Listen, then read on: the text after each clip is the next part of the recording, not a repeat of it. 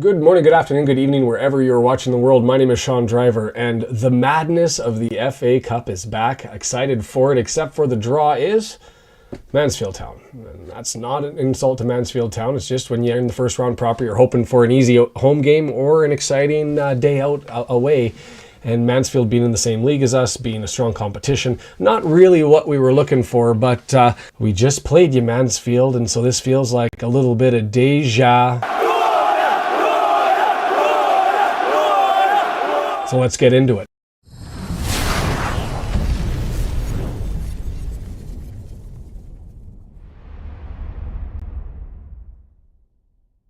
Just from the outset, there's a lot of conversation out there on X, Twitter, YouTube, podcasts, all over the place from different people who talk about, well, do we really want to make a run in the FA Cup? Is it really for our benefit? There are some that say the EFL trophy should be a focus because that's the easiest path to get to Wembley. I'm not really a fan of that because the prize money's not there. I mean, it's fun, it's exciting, but I'm after the bucks.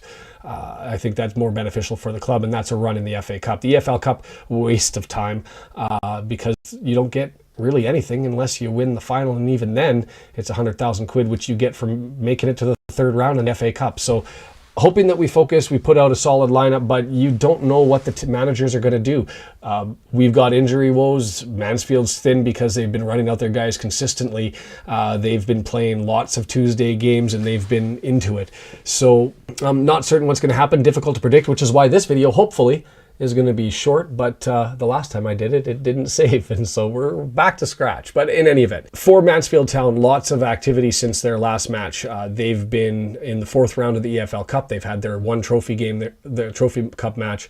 They're still going there. They've got two more to make up, 2 Tuesdays to play after this one. They played on Halloween this Tuesday. For Mansfield, they did have one 10-day break just recently. They had the FGR game in round 14, I believe, that was postponed, and so they've gone from Notts County and that loss, took 10 days off, and then got Harrogate Town, started to get back going. But they've been at it. As to their outcome, well, they've only had one loss against anyone all season, all competition, and that was to Port Vale on Tuesday. Other than that, in League Two and in the EFL Trophy, they drew against AFC Wimbledon 0-0. They had a home win 3-2 against Doncaster Rovers in the EFL Trophy. They had a very impressive, and I watched it, it was an exceptionally impressive 4-1 thumping of Notts County. They had a very similar performance against Harrogate Town, where the score was also 4-1. Return home win against Walsall 2-1, and then obviously that loss against Port Vale 1-0. I'm going to bring up the stats here. Mansfield has played one less game in the competition, League Two competition, than we have, so they're per 90 stats or percentages. But let me just say this, I don't think we can rely on any of them because who knows what either side is going to do. But I will say, as far as styles, you look at the shots, the teams are first and second, 6.12 for us, 6 for them. The save percentages, I don't know if you can take much from that because I don't expect the starters to be in. Ogonkwo's been at 81.3% for the 7 games he's been in. Howard's certainly capable and for John H. deserves to have an opportunity. I hear that message quite frequently, and I don't know if I necessarily agree, but it's a fun little bit of banter that he and I have going back and forth on that. So then, now that we've seen Mansfield Town, and for myself, I've seen them 3 times, Notts County, Port Vale, and our own match. But for Wrexham playing against Mansfield, where I suggest we had the issue was trying to advance the ball forward from our backline to our midfield.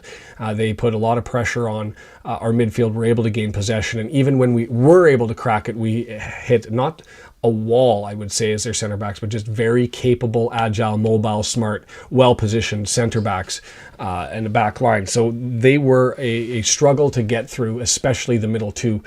So as you look at the style matchups between the two teams, we're a little bit more direct than they are. They have a little bit extra possession.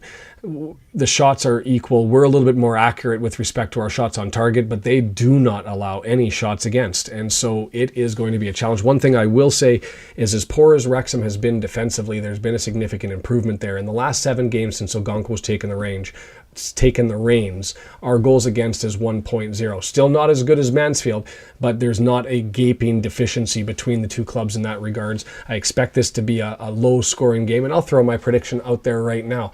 I'm going to say that because of depth, Wrexham actually takes this one 2-1, but I'm saying that because what I'm really hoping for is there's not a draw, as much as I'd like to see an extra game back in the racecourse and get a little bit more footy in. I'm hoping that if we're going to make a run at the FA Cup and we're going to maintain our position in League Two, that we're not struggling to get through these by having to end up with replays all the way through. So as I said, impossible to predict the lineups, but I did take a look at players who have had runouts for each of the squads. Wrexham has put out 29 players. Obviously, a lot of those before the 22-player squad limit came into play. But Mansfield has only run out 23 players. So there is some suggestion that we can make that we're a little bit deeper. But just as I say, we may be deeper. A concern is we've got some significant injuries going out, and they're starting to get some guys back from injury. McLaughlin and Oates being added to the squad. So that's going to be an additional defender who is exceptionally capable, a little bit older, but able to get it done in Macker. And then Oates up front, as I'm to understand, not having seen him, a poacher who's able to sort of score from anywhere. Not really what you want to see on the squad, but we'll see if they actually get some playing time. They did get a brief little run out. I believe it was in the Port Vale match. As to looking forward, what did we learn from our game against Mansfield Town, and where did the stats match up? I think the game went sort of as anticipated. Aiden Flint, best center back in the league seen so far. I said that when I looked at his numbers and when they're gaudy. They're insane. You look at his previous match stats, or his statistics from when we previously played. At that point in time in the season, 99th percentile in ground duels, 99th percentile in air duels won. He had 94th percentile in clearances. He was just solid green all the way through. A little bit of a step down since then. His interceptions aren't as high. His ground duels aren't as high. One of the things that Port Vale showed us is there is potentially an opportunity to attack on the ground rather than through the air.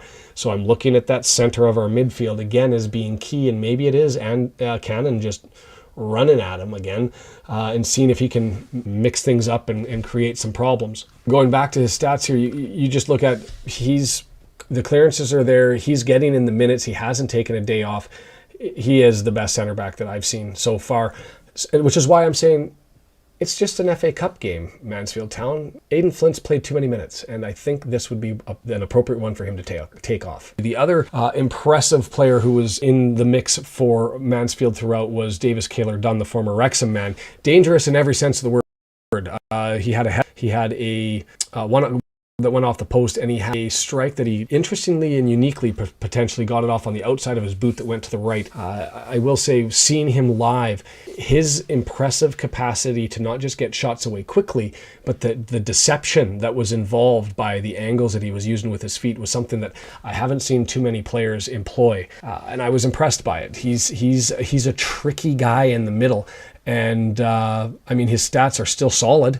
The one thing is he hasn't scored since September 30th. Prior to that, he was at a 0.85 goals per game streak, which you just can't maintain that. He's now down to 0.56. And so that's getting closer to normal. But you look at his stats, he's still all up there. His shots taken, shots on target. The only thing that's maybe come down a little bit is his shot conversion rate, but that's to be expected because you can't just keep that pace up forever. But he is very impressive. So just to say this, Mansfield is a very structured team. Their sum is greater than their parts, but they have two very key pieces, and that being Flint and Kaler-Dunn, and expect them, if they do indeed play, to be impressive again. We shall see. Kaler-Dunn can take the day off too. Another player who didn't show up on the stats and actually has unimpressive stats, who played a lot better game than I anticipated, was Aaron Lewis. It was difficult looking at the stats to understand the role that he played. Now by seeing him, he's an on-the-ground creator through the midfield and on the right side. He nicks a lot of ball. He's in the right place to get interceptions. He's just a bee in the bonnet to people on their right side. No finish though. And it's almost as though he's a little bit panicky around the box, just not able to get foot on ball or to make that final pass from the midfield stripe to the edge of the box. He was exceptionally impressive, and then it just sort of fell off in all three games that I saw, and frustratingly so. I will say, as coming from Canada, where we compliment people for their flow, meaning their their hair. He's got a pretty impressive flow with that dyed blonde. He reminds me exactly of the hockey character that you would anticipate that type of player to have. Lots of flash, a little bit smaller, bit of a chip on his shoulder. I actually like it. I was impressed with Lewis. He just runs around and does his business. He's not aggressive. He's not annoying. He's a pest in the way that you want a player to be a pest, because he's going to strip ball. The nice thing about doing these videos in advance, and having them to look back on, is sometimes opposing fans join and make comments with respect to my summary and analysis. Obviously, I'm using statistics. There are limitations, but Stockport County, they ran a bunch of people in. Notts ran a bunch of people in. Mansfield Town actually had a fair number, and it surprised me a little bit. But one of them, Mansfield 2089, commented, and unfortunately 2 of the comments were deleted, but he corrected me on Aikens. I wrote it down as Aikens, so if I mispronounced in the previous video, that's on me, and then that was a mistake. He also said that they played better than Wrexham, and I don't agree with that. They had more possession than we did, but I think we were stronger in the counterattack. I don't think that Mansfield was really a threat. I never felt like there was a concern going on with the game. I thought that the score was exactly what was deserved in the circumstances. But we did have a disagreement on one player, and that was Bowery. I will give credit. I did have Bowery in the wrong position. That's because footy stats and Wikipedia put him as a forward, where in actuality he's now moved into the back line on the right side, typically the right side. So I didn't get the volume of statistics that were in the defensive position and to note that that's where he was there. Didn't look it up, and so that was the discussion, and so he corrected me on that. But the one where we had the big debate was on Lucas Aikens, and that's their right winger. He basically took the position that Aikens is one of the best players on their team, and that I completely underestimated him, and that the stats are a fraud, and it's why you can't rely on them. And I don't see it in person or on the stats. Look, when you're looking for a right winger, what are you looking for? You're looking for somebody who's going to be able to contribute and support up front, whether that be crosses, key passes into the box, potentially their own shots and getting things through. They're also somebody who's going to be comfortable coming back and nicking ball, interceptions, ground duels, being a pest, similar to Lewis on the other side. And Aikens didn't do that for me in any of the games that I've seen him. And you take that and say, okay, I haven't seen it. I get it. I'm one person. Maybe I've missed it. Maybe he's just played bad in the games that I've signed in to, which means Aikens can play for all I care. Especially if I'm watching, because he doesn't perform well, apparently. But I took the stats, and I'm going to bring them up both for his dribbling, his passing, and his shots. And I mean, he's in the red when it comes to dribbling and being dispossessed with the ball. His passing, his pass completion rate, he's in the red. The stats are not perfect, but they certainly are the best predictive measure we have as to what type of quality we're getting from the player. And when it comes to his offensive support, he's not there in a supporting role. In a shooting role, somewhat better, and especially recently. He's got 3 goals, I think, in the last 5 or 6 games. So he's been getting better there. So what do we expect, and what did we see? Well, we didn't get that much from the previous game. We saw that they were strong defensively. We saw that we struggled getting it through the midfield and moving the ball forward.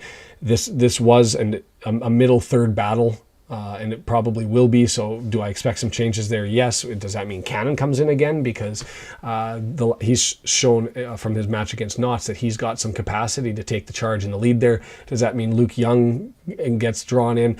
I don't know what's going to happen, but whatever does happen, it's going to be those small battles in the middle of the field that determine this. As for a prediction, I'm going to go 2-1 Wrexham. I think that there are going to be some goals in these squads. They're too talented to go 0-0 again. What I'm hoping to avoid is a 1-1 draw. And I think that's certainly probable, likely. I don't want it, because then you're just playing extra games to get the replay in back in Wrexham.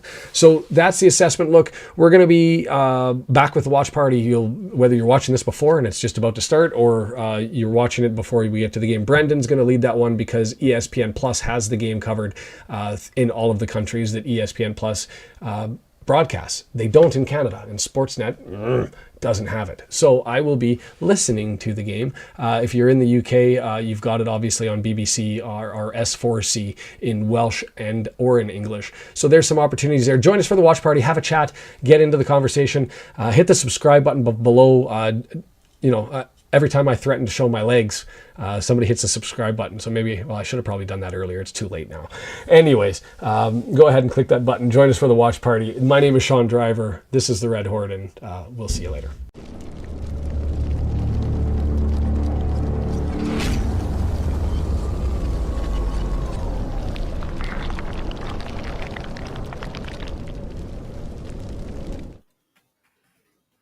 Good morning, good afternoon, good evening, wherever you are watching in the world. Dealing with some tech gremlins in the background, and I've tried to play with the settings. We'll see if it works. If you're in the chat and you can hear me, let me know. And then Brendan, go ahead and test yours. We should be having everybody set up. FA Cup. Hello, everyone. Here, but go ahead, Brendan. We're good. Dale, great to hear from you. We got Jed here. We've got Andrew here. We see M, everybody. I haven't even looked at the numbers and seen who's come in. Some strong lineups coming in. I haven't finished up the Mansfield one, obviously, because I was dealing with some tech gremlins, and wet is the word on the street. I'm going to adjust my prediction from 2-1 down to 1-0. Two defensive teams playing in the wet.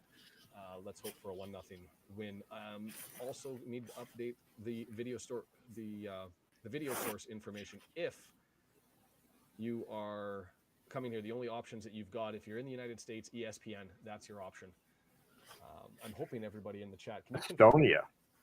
Welcome, Estonia. Welcome, Ats. I'm going to have to write that one down. If you're here for the first time, obviously we're not going to be able to show the link. You're going to have to watch the game on ESPN. It's below. Or in the UK, you can watch it on S4C or BBC through the iPlayer. If you're in Canada, you're screwed. And that's thanks Sportsnet. I spent 2 hours on the chat with them trying to figure out how to get the game going. And they were like, we don't have the rights. I was like, well, how does ESPN have the rights if you don't have it? It's televised. But at the end of the day, they confirmed, they reviewed, they researched, and they came back and said, no. So what's going to happen? Brendan is eyes and ears on, hoping that the stream holds up and the broadcast moves forward. And if he cannot, for whatever reason, I will be doing listening only. And I am here listening to the game myself. I'm going to take an opportunity to, because of the panic, I didn't get to put anything on or do anything. We should have the game up. If you are on Sgorio, S4C, BBC, ESPN, are you up, Brendan, where you're watching? No, I'm looking at the screen right now. It says 3:40 it will start. So I'm looking at 5 to 6 minutes. Okay, so I've got the preview from Sgorio. I can see Elliot Lee running on the field and clapping his hands.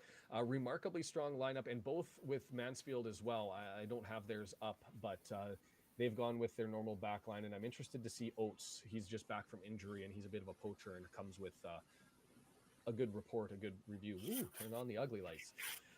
So I'm going to take 5 minutes. Brendan, I'm going to hand it over to you, and if all goes well, I should hit this magic button, and you're on. All right. Glad to see everyone here today. Let me see what we got here. What do you guys think of this lineup? Are you glad that we're going after this strong? I'm glad to see Big Steph on the bench. Really looking forward to seeing him play a little more. I mean, knowing that when we face Gillingham, Mullin is out and Fletcher is out, we're definitely going to need Big Steph at the very least on the bench. If not, I think he's probably best to be playing the Mullin role, hustling his butt off. But let me know what you guys think. Shaun's very quiet. How's my audio coming in, Andrew and Jed? Do I sound all right? I don't have too many options on the controls. Shaun's running most of the controls. Yeah, Kim, strong lineup.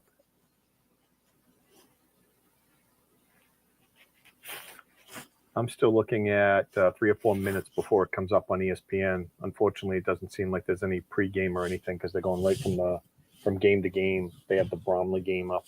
Was it Bromley Blackpool, I believe, that I was watching. I think that was still 2-0.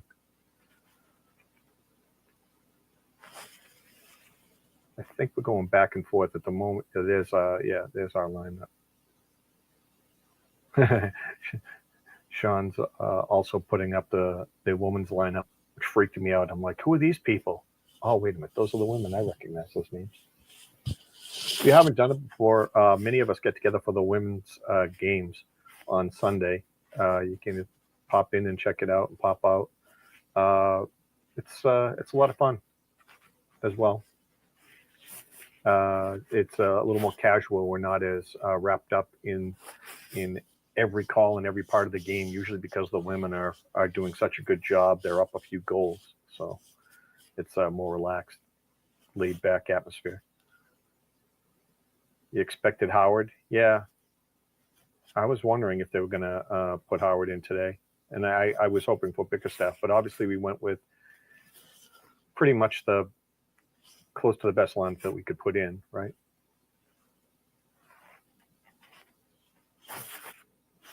Still looking at short of 3 minutes before the ESPN feed comes up. You think they're going to be weak? Yeah, what do you guys think? Shaun put up the Mansfield lineup, and do you think that they're coming strong with their lineup or not? I mean, they did play Tuesday. Jed, you think they're going to be weak? Yeah, I don't know enough about their team to know if that's their strong lineup or their weak lineup. I don't know how deep they are. I did watch another video earlier this week where they were talking about how deep teams' rosters are, and not who they put on the bench, but who they have total. And we have, we're tied for the second most. I think we have 32 players. I don't remember where Mansfield was on that list. So I don't remember how many guys that they can pull from and then stick on the bench and swap stuff they've only out. played 24 so far in the league competition. So okay, we'll see how that transpires. As far as, but their lineup's relatively solid. The problem is I'm afraid to touch anything on my computer because if bogged down in the encoding, it's overloaded again. It says so. It might just be me. Me too. Every time I touch something in the background, so I'm going to bop out for a second. Well, why don't you try bopping your video out? Although you have the much prettier face, why don't you go audio? That should still cut down quite a bit.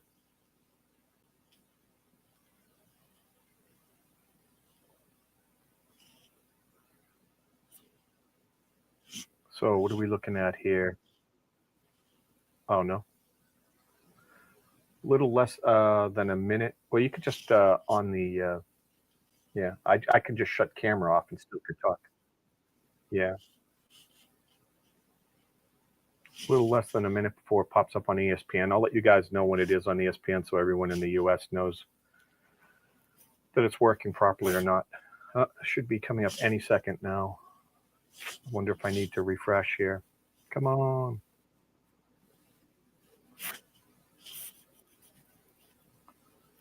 It says live. I'm going back in. And looks like it's loading up. Yep. So Mansfield Wrexham should be live if you're in the US on ESPN Plus.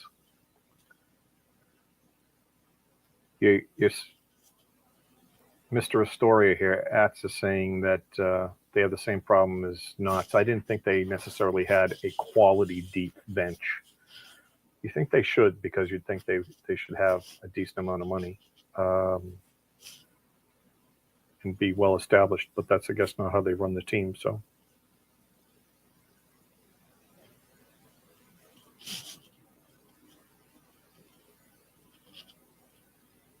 I think we're a deep enough team where I'd like to try to take shots at a couple of the cups throughout the year.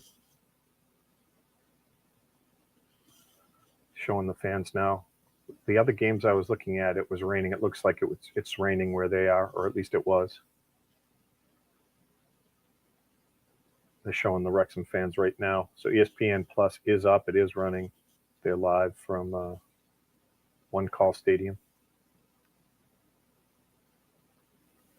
Obviously, this is the last game of the day in England for the FA Cup. There's a couple tomorrow morning, I believe.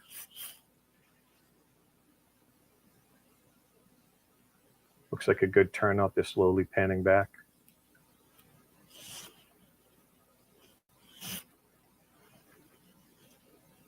So Shaun is officially listening to the radio because I don't know what they don't like Canadians. They won't put this up in Canada. Really strange. It's really interesting because my understanding is because this isn't a 3 o'clock game, it is on television in the UK. So Andrew and all of our fans who would have to struggle if they didn't pay for iPhone should be able to watch this one. No problem, I believe. Oh, I didn't see Joris is on today. Hello, welcome. Saw M earlier. Hello, Mark.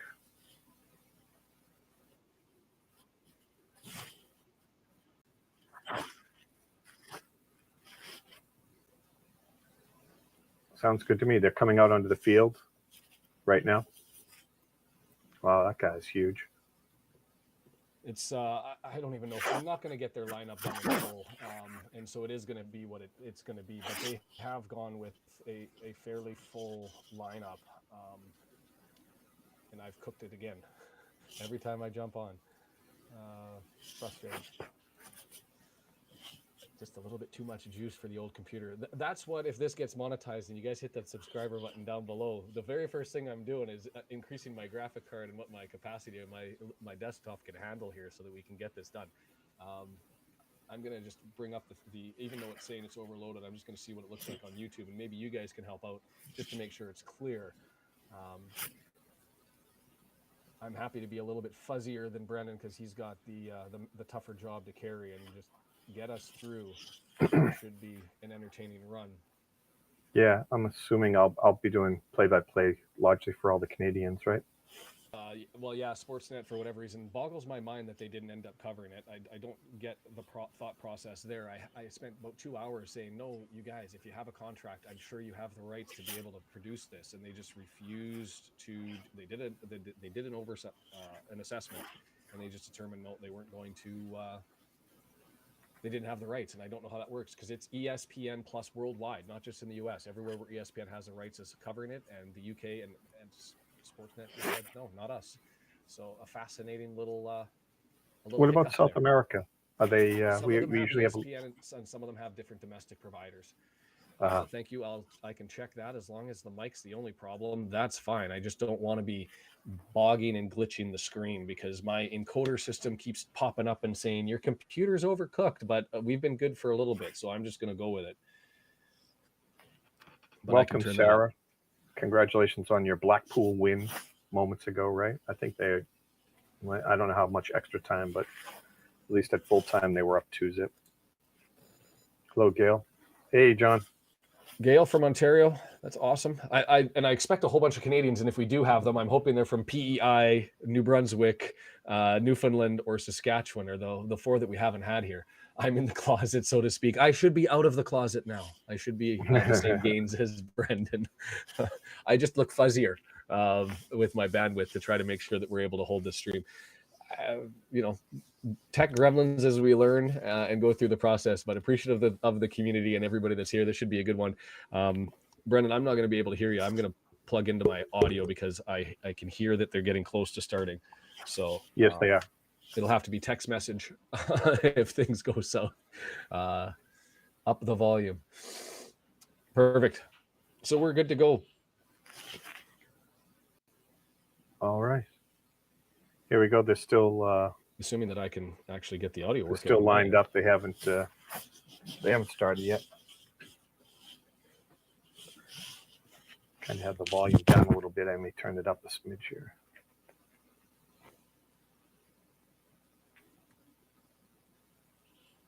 Trying to hear what they're saying in the stadium. They're recognizing a lot of I'll be back in 1 second while you do your veterans, thing. it looks like.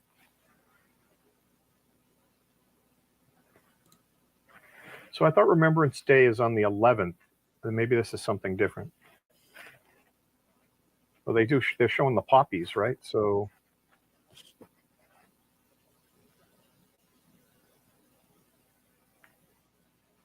they're recognizing it now. I thought it was I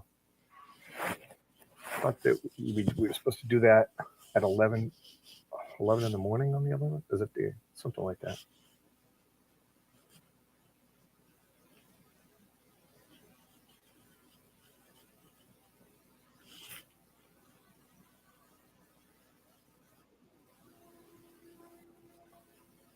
Having a moment of silence.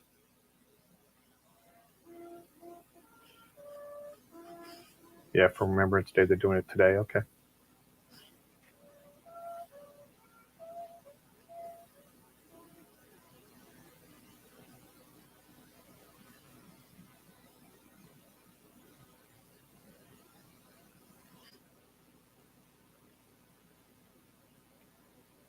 You Canadian fans, they have armbands on, black armbands, all of the players with poppies on them.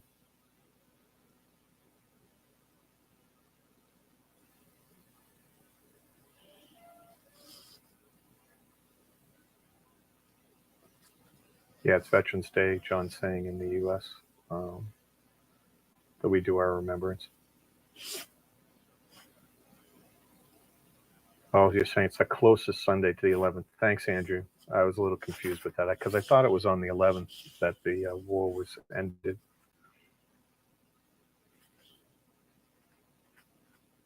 Yeah, 11 o'clock, 11 a.m. on the 11th. That's what I thought it was. Okay, not too stupid then. Thanks, Stephen.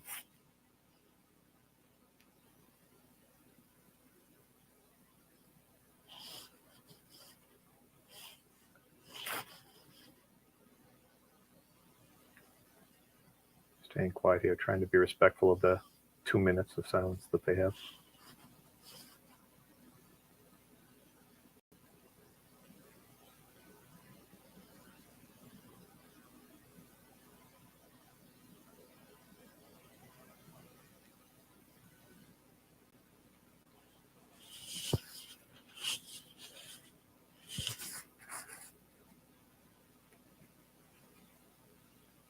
Oh, wow. James McClean won't wear the poppy. That's interesting. Don't exactly understand that, considering what I believe it represents, right?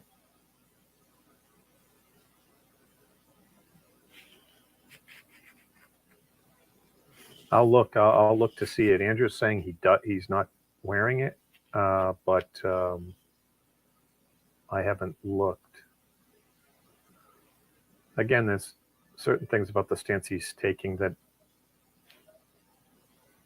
you might be able to understand based on where he's from, but I don't necessarily get the remembrance of people that died in the war. Not respecting that, so we'll see. Looks like it's game on or getting close, anyways. Yeah, they're lining up right now. Yeah, they're so just. I'm interested to watch number 18, Oates. Obviously, we know that 15 and 40, Lewis and Kaylor Dunn, were a handful in the first match coming down the right side. Flint, Brunt, Johnson, Cargill, all solid in the background. Andy Cannon going to be called on. I think the difference is from the last game and where we need to strengthen things is in our midfield control. That's where they seemed to overwhelm us in the last one. So hoping that he's able to do it. And so we'll see what we end up with.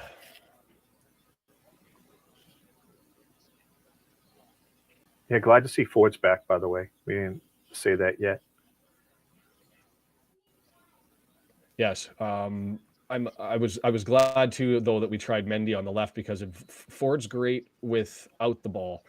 And I forgot. What do you mean? McLean's on the left. Or sorry, on the right, in the game against Jody Jones for Notts County. Oh, okay. Yeah, maybe that was a speed thing where they thought maybe they'd get nothing offensively. They just wanted someone to dog and irritate Jones. Yeah. Yep, ball's in play. Mansfield with the ball, making their way into Wrexham side. It's fairly close, Ben, to a first choice team.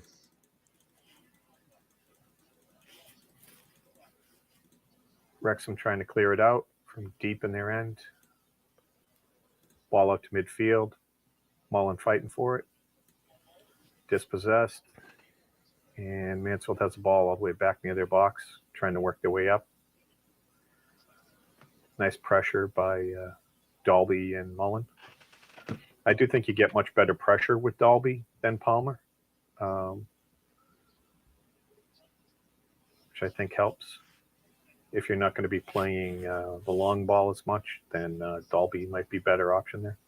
And I'm just curious just to do a time check for you because I'm running the clock. I'm hoping I'm in the right ballpark. 1 minute now. 1 minute for me. Kicked up, shot wide by Cannon there. There's only a 3-man rush against probably 5 defenders. Blasted from dead center middle, just outside the box by Cannon, it looks like. Yeah. had a little draw to it and hooked left of the goal. Dalby with the ball inside the box, tries to chip it ahead again. He's about 2v6. There's a lot of defenders back. Mullin with the ball, trying to get it over. Lost the ball on the pass. Wrexham's going to get it back here. O'Connor with the ball. You can hear the Wrexham fans screaming in the background, at least in the broadcast that I've got, and so that's impressive. Yeah, I guess I just realized my energy's so low. I got to get my energy up. There you I go. got to be pumped. Yeah. I'm just kind of doing the back. Oh, breakaway by Mansfield. Okonkwo. I don't know how he stops it. Stones him from about, I don't know, 2 meters, 3 meters away. There's no way that that they should have not scored here. I don't know how he slips in behind Lee, in between two defenders. Okonkwo all by himself, gets down low, spreads out, and he tried to go. Was it David? Is that Davis? Tries to go short side for Mansfield. Mansfield has a corner. They put it in. Gets knocked out. They have it deep on the right side. Right now, they're still playing around back and forth. His across in. Gets knocked away by Tozer. Good defense. A lot of counter-punching in this one early on. Both teams taking swings. We've had our early licks, and it looks like Mansfield's now doing their thing. Yeah. I'm about 3 minutes and 15 seconds in. Mansfield in close. Not cleared well. Good defense there by Lee coming back to help. McClean with the ball. Has it on the far right. He's going pass back and forth with Lee. And your broadcast is back to Okonkwo. Yeah, go ahead. Your broadcast is about 15, 20 seconds behind where I'm at, so it's hard to follow along. And my broadcast, I can't back it up, so I apologize if I'm going to walk over top of you during the breaks. You might have to address me if you get a break in your action. Okay. So you want me to still commentate, right? Absolutely, but just because I don't know where your break's on, you'll have to just ask me a question and let me know you're at the break so I can give my 2 cents. Otherwise, I'm going to step over top of you the entire time. Trample me as you will. I'm just trying to keep the Canadian fans as much up to date as possible, but chime in when you have all the valuable content anyway. Wrexham here with the ball. Tozer with the ball, kicks it out wide to Lee. They're about midfield right now. They're probing, trying to work it up. Oh, nice pass in. Mullin with the ball from Lee. He's inside the box. One man to beat. Stops. McClean comes up. Nice pass to him. Nope. Kicked wide out of bounds. Sorry, that was Lee that Mullin passed to. Nice little give and go. It's going to be a corner for Wrexham here. Looks like it's at the very least misting. Everyone looks thoroughly soaked out there.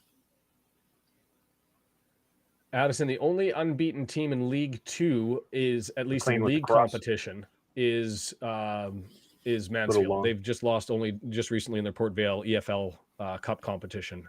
They're the last ones remaining. Wrexham with the ball, bringing it back out to midfield, trying to circle it back around. McClean's cross was a little strong. Couldn't find anyone. Went over to the other side. We were able to get it. Mansfield now on a breakaway. 2-on-2. A lot of Wrexham players streaming back down the middle. Blasted. Evans got back in time to knock it away. Lee gets the deflection. Working it around. O'Connor now with the ball. And it'll be a throw in for what? Wait a minute. Sorry. They were cheating. The ball's blasted from O'Connor off of a Mansfield player. Mansfield player sticks his foot out. The ball goes 90 degrees straight out of bounds. A Mansfield player picks it up and inbounds it.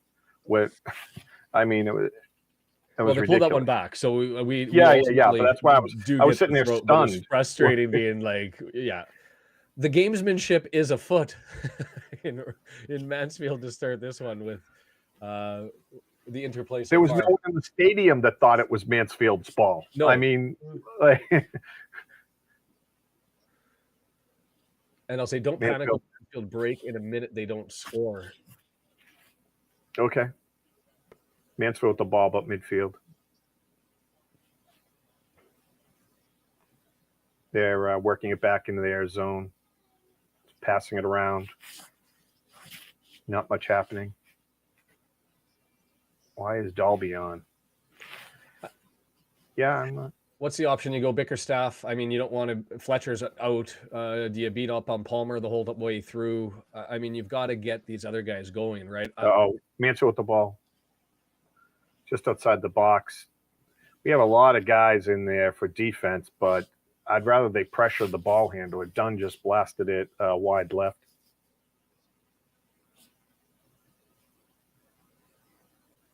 I've paused my feed so that I can get on point with you, or at least a little bit closer. So I know guys, it's not behind on yours. This is the feed and the process, and ESPN's a little bit slow. So it's one of those things for everybody that's involved is you can match where you're at and bring it back a little bit. But I'll be able to contribute by pausing and following along with where we're at. All right. Wrexham has the ball. McClean has it on the far right, and it does not appear like he has the black armband on. Although it is still quite a distance away, it's hard to see.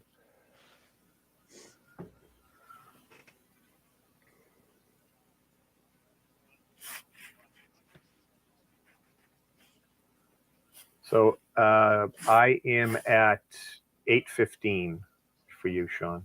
Perfect. Nice steal here by James Jones. Wrexham takes the ball back at midfield, trying to work it up. Oh, Dalby here. Here comes the cross. Great. Oh. Drilled out wide by Mansfield. Oh, my goodness. Collision on the right side into what looks like mud just to the side there. Ball's driven all the way down to Okonkwo. Okonkwo rolls it out to Toza, and Toza is working it upfield. Cannon getting mugged. Ball still in Wrexham's side. Dalby's getting his shirt taken off him. And not calling much of anything. As long as they keep it consistent with the refereeing, I'm okay. And as long as it's not Flop City, I can't stand that. I don't want the game keep stopping. I don't want players rolling around and seeing whoever happens to trick the ref. I'll have everyone stand up, play like a man. I'm with you, John. I won't have the spoilers because I'm now at the same point listening as Brandon is, and so we're good. And while I listen, I can tell you that was a great kick up the field by Wrexham. That just goes over the halfway line. So yeah, formally listening.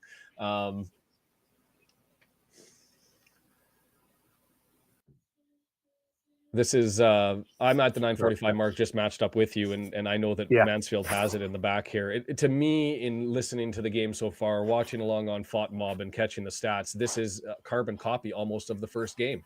A little bit more shots from Mansfield. Are they really threatening? No. Have we had a couple of threats? Yes, but really it's midfield battle back and forth as everybody tries to get possession into the final third. And I expect that's going to be the outcome for the rest of the game as O'Connor throws it in. The only point I would add to that, Shaun, is that I've seen games where other teams are pressing us and we can't even complete much more than one pass. Here we're making 5-6 passes at least.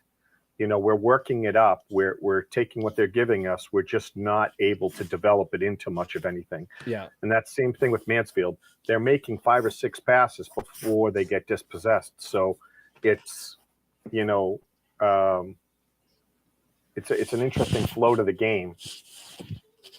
Well, and I fully anticipate as Pim's got it in the back for them as they push forward is to have success. I think we need to run at them. Cannon needs to do what he did with Notts County, and that's to push forward as much as he can. So Lewis on the right side here crosses it, and it ends up bouncing off a leaf for a throw. I'd like to see a little bit more midfield control past the midfield stripe. That's the only thing that I think was missing from the last game, because we're doing the long passes forward, which is great, but it's just not Cross the way to Mansfield. crack them down. Keeler Mansfield done. up top. Yeah. He's dangerous. Test it out wide. Looking for a cross. They get a good cross in, a little long, and it's out. Johnson all the way in. According to FOTMob, they're running a 5-3-2. Mansfield is, which, I mean, Johnson all the way up. I haven't assessed it. That's obviously not what the lineup showed. It showed for like a 4-3-3 or something when they were showing it on ESPN. Yeah, that's what I would anticipate, because that's what they've been doing all year. So it's interesting to me. I don't know if FOTMob is wrong or otherwise. Yeah, well, ESPN could be wrong, obviously, too. It's hard to tell, obviously, in mid-game where what they're looking like. Yeah.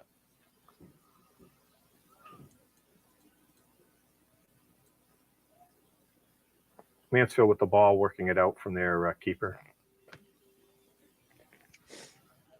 Haven't made it over midfield yet. Good pressure by O'Connor, sorry. And well done, Tozer, yeah, good D by Tozer. Sliding defensive tackle knocks it out for a throw in, and Mansfield got control on the left side here again. Their back line not afraid to come forward, ball pinging around. Jeepers. Oh, geez. Was that a handball by Lee? Yikes. There's a call for it. I don't think it did, but. No. They got talked better. Those Tozer and Lee collided. They're not speaking up there on an easy ball. Shouldn't have had that kind of confusion. Oh's here. Ogonkwo, that was a great stop from distance. Not really a threat. And that's the thing I like about Ogonkwo, is he just is able to eat up those balls every time they end up coming through. And that was a shot from the far left, ended up grabbing it. It's out to play. And here we go again, up to the midfield stripe. And then now we're looking for that long throw over. And you know what? We've maintained it and we've retained it in the third here. But that's the type of stuff that I'd like to see us try to get through ground a little bit more against these guys. But I guess style of play, that's not our strength. McClean, that's Johnson again, I believe, number 2. Just back in control and able to settle things down. Lee with the throw-in. Yeah. I don't know what your thoughts are about cracking the back line, or if you watched the Port Vale Mansfield game on Tuesday. But that's what Port Vale had success in running the ball at them. It was the passing that there was just too many interceptions and they had the easy reads. So I'd like to see it. Tozer bomb forthcoming. Brendan, I'll let you call it. Yeah, here it goes. It lines up. He's trying to wipe the ball off. Obviously, you can see his breath coming out. It's short throw in, and Mullin with the ball kicks it back out. Tozer in the far corner, working around. McClean's going to try to chip one in. Gets deflected. O'Connor gets it in the box. Quick turn by Jones, I think. Yeah, it gets deflected, knocked down, kicked out to midfield. Tozer still with the ball. Gets it back to McClean. I like that interplay in the box. Like, that's what we need more of. You got to call that. Yeah, a little trickery foul right there. Yeah. I mean, it didn't work out, but that's the type of stuff that we need to have, is that interplay in the box where we're trying to push the ball around them and find open space rather than the crosses. This is the best passing I've seen us do. I don't know how you feel, Sean, but like I said, we're stringing together regularly 5-6 different players touching the ball cleanly. And only at 77% on FOTMob, but certainly improving. So McClean, what's he out here? 20 yards, 25 yards, probably a little bit too far to take a crack, but we'll see whether he does that or finds a head. One person in the wall. Nice hook in. Oh, good header. Was that off a Tozer's head? Yeah, I think he deflected. Tozer heads it off of another player, just wide. Yeah. Let's see it again. Yeah. 59 people in the chat. That's a decent collection for late on a Saturday, especially when people can watch the game. Here comes the corner by McClean. Nice positioning on that one finally. Ball's down. Cannon starts it back up. Chipped it back in. Back out. Back forth. Jones with the ball. Knocks it wide over to, maybe that's Ford over there.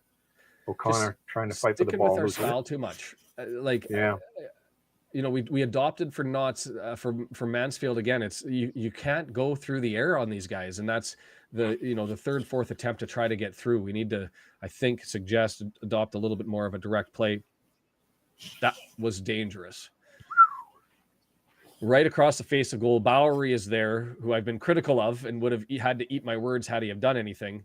But right across the front of goal, and had him there and nobody there to grab. Oh, wow. Bowery, he even had a stab at it. How did he miss this? Yeah, you should have had that. That should be 1-0. Yeah.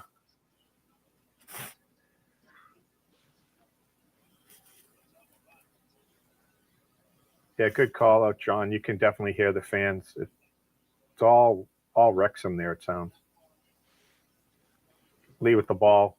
Wow, fighting off multiple guys, making his way up. This is what I like. This is what I like. We've got numbers up. Here we go. Mullins in the middle. Wow, what a play. Oh, needed a better out. Wow, where's the foul on that? I think he got hit low.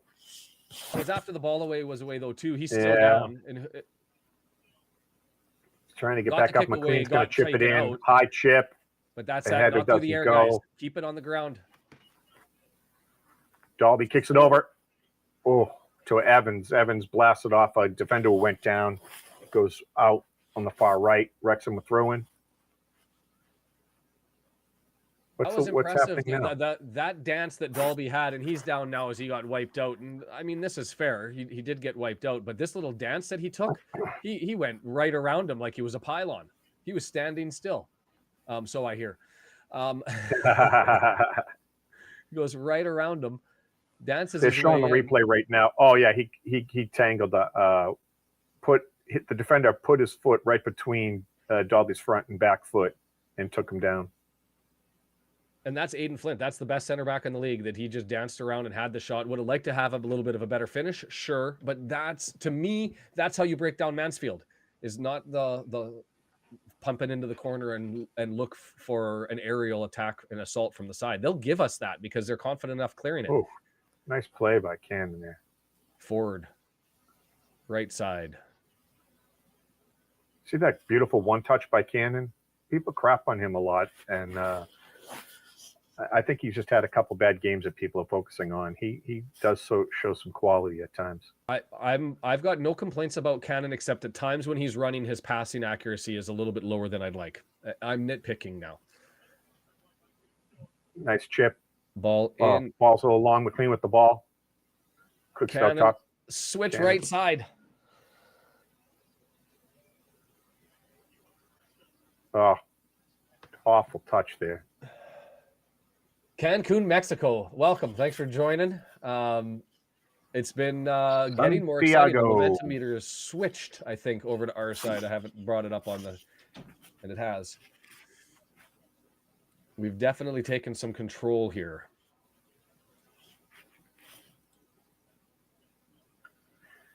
Yeah, Mansfield with the ball midfield. Bringing it up. Punch, counter, punch. Yep. The whole game. This is what it is. Yeah, they're putting shots on goal. Whoa, big blast from deep, no real threat. The convert was good, although they're freaking out and saying it was a deflection. Might have been. I will say it came off of his leg funny if it wasn't. Oh no, that looked straight out to me. Let's see. Yeah, it did go off Evans. Yeah, did it hit his back? Yeah, it doesn't matter. The most controversial potential goal kick we've seen this year so far. that ball had no chance of going in. No, so it wasn't hit. It wasn't struck out well, and Okonkwo was in the perfect spot. So it's got a lot of nothing. But this is a different game than the last one because there's more sustained pressure by either team within the final third. This isn't just midfield battle with the odd chance sprinkled in. There seems to be some legitimate attempts back and forth. I could see a couple going in where the last game was not a snooze fest, but it was a strategic battle.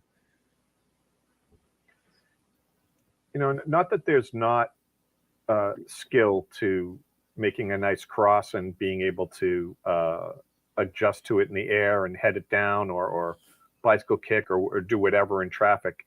But the style we're playing now with faster, more mobile players out there, I think. Patrick, and seeing more passing. This you're getting to see more of the skill that some of these players have. It's nice.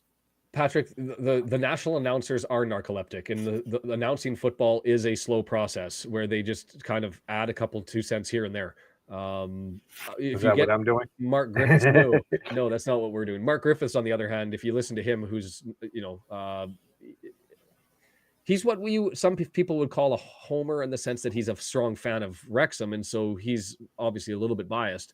But there is passion there because of his support. So he's a lot of fun. We've just been bantering it about in the midfield stripe, by the way, for anybody without a stream, sitting in the midfield, and that's Tozer here. But anyway, Patrick, thanks for joining. If you get the chance, everybody, that subscriber button is right there. That's all I ask for people, is just give it a shot. We're so close. 1,000 is the goal.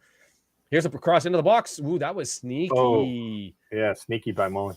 I like that call, Addison. Playing with the pressure on.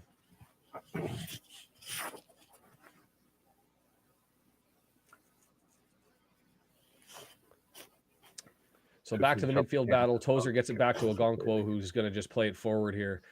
And I will say Ogonkwo's long ball aim from the box has been a lot better in this game and in the last. There's been nothing flying all over the place, which is positive. And as we advance through the front. Yeah, here we go. On a breakaway. Got a right chance. down the middle. Goal! Yeah! Goal! Sam Dalby all the way through. Counted up, put it up. I didn't actually think. I thought Pim got his hand on that. It was going to go over top. So it looked like, to me anyway. Or I heard. It hit his hand and bounced over top. Is that what you saw? It cut. Yeah, he cut it. He was drifting left with the ball coming right down the middle, drifting a little bit to the left. He cuts it back with his left foot. Dalby is lefty, right? So he cuts it back with his left foot across the goaltender and up into the far corner. He did. Beautiful hit. Does get a slight touch, but just too much power to control it. And it was where blasted. Grandma keeps the peanut butter. Yeah. Top drawer. Sam Dalby. This is, what did I say? It's got to go through the middle against Mansfield. Port Vale demonstrated Mansfield's weakness. Screw the air. We have no interest in going in the air. You run at them, you pass through them. It's interplay. You get your chances, and Wrexham has done that. Moving on. It's a beautiful day. Start it up. Yeah. Fire it up. Yeah, again, like some of you were asking, but I don't know that you were necessarily questioning Parkinson's decision to go with Dalby. But again, it appears that he's shifted now to understanding maybe the National League was better for you to just have a bunch of really big guys that you could play it up in the air to. And now with the teams we're facing, some of them are better, that we have more mobile players, faster players, and develop the skill set and beat them on the ground. Yeah. And like he might have seen what you saw in Port Vale exposed and said, we'd have a better chance with Dalby and Mullin trying to run the middle than Palmer trying to stand up and catch a long secure the ball against the big hulking center backs that are there, which I think are going to get worn down over the game. Man, the ball is dying on the pitch, isn't it? It is, yeah. Parts of the pitch are torn up. You can see some of the pitch looks pristine, and it looks like on the edges that it's all chewed up. Mansfield with the ball inside the box. A lot of numbers. Yeah. There's a perfect example. What it sounded like is that the ball came out skidded and died, and that forced the kick to go to the left because it dies. If you listen right here, you can see that ball die. So he had the ball lined up, started to swing, and then the ball ended up stopping. So an important goal for Wrexham, because these conditions are not conducive to a whole bunch of goals. Catherine, I am watching it on ESPN Plus, and Shaun is not. Shaun is, we are mind melded, and he's seeing in his mind what I'm seeing on ESPN.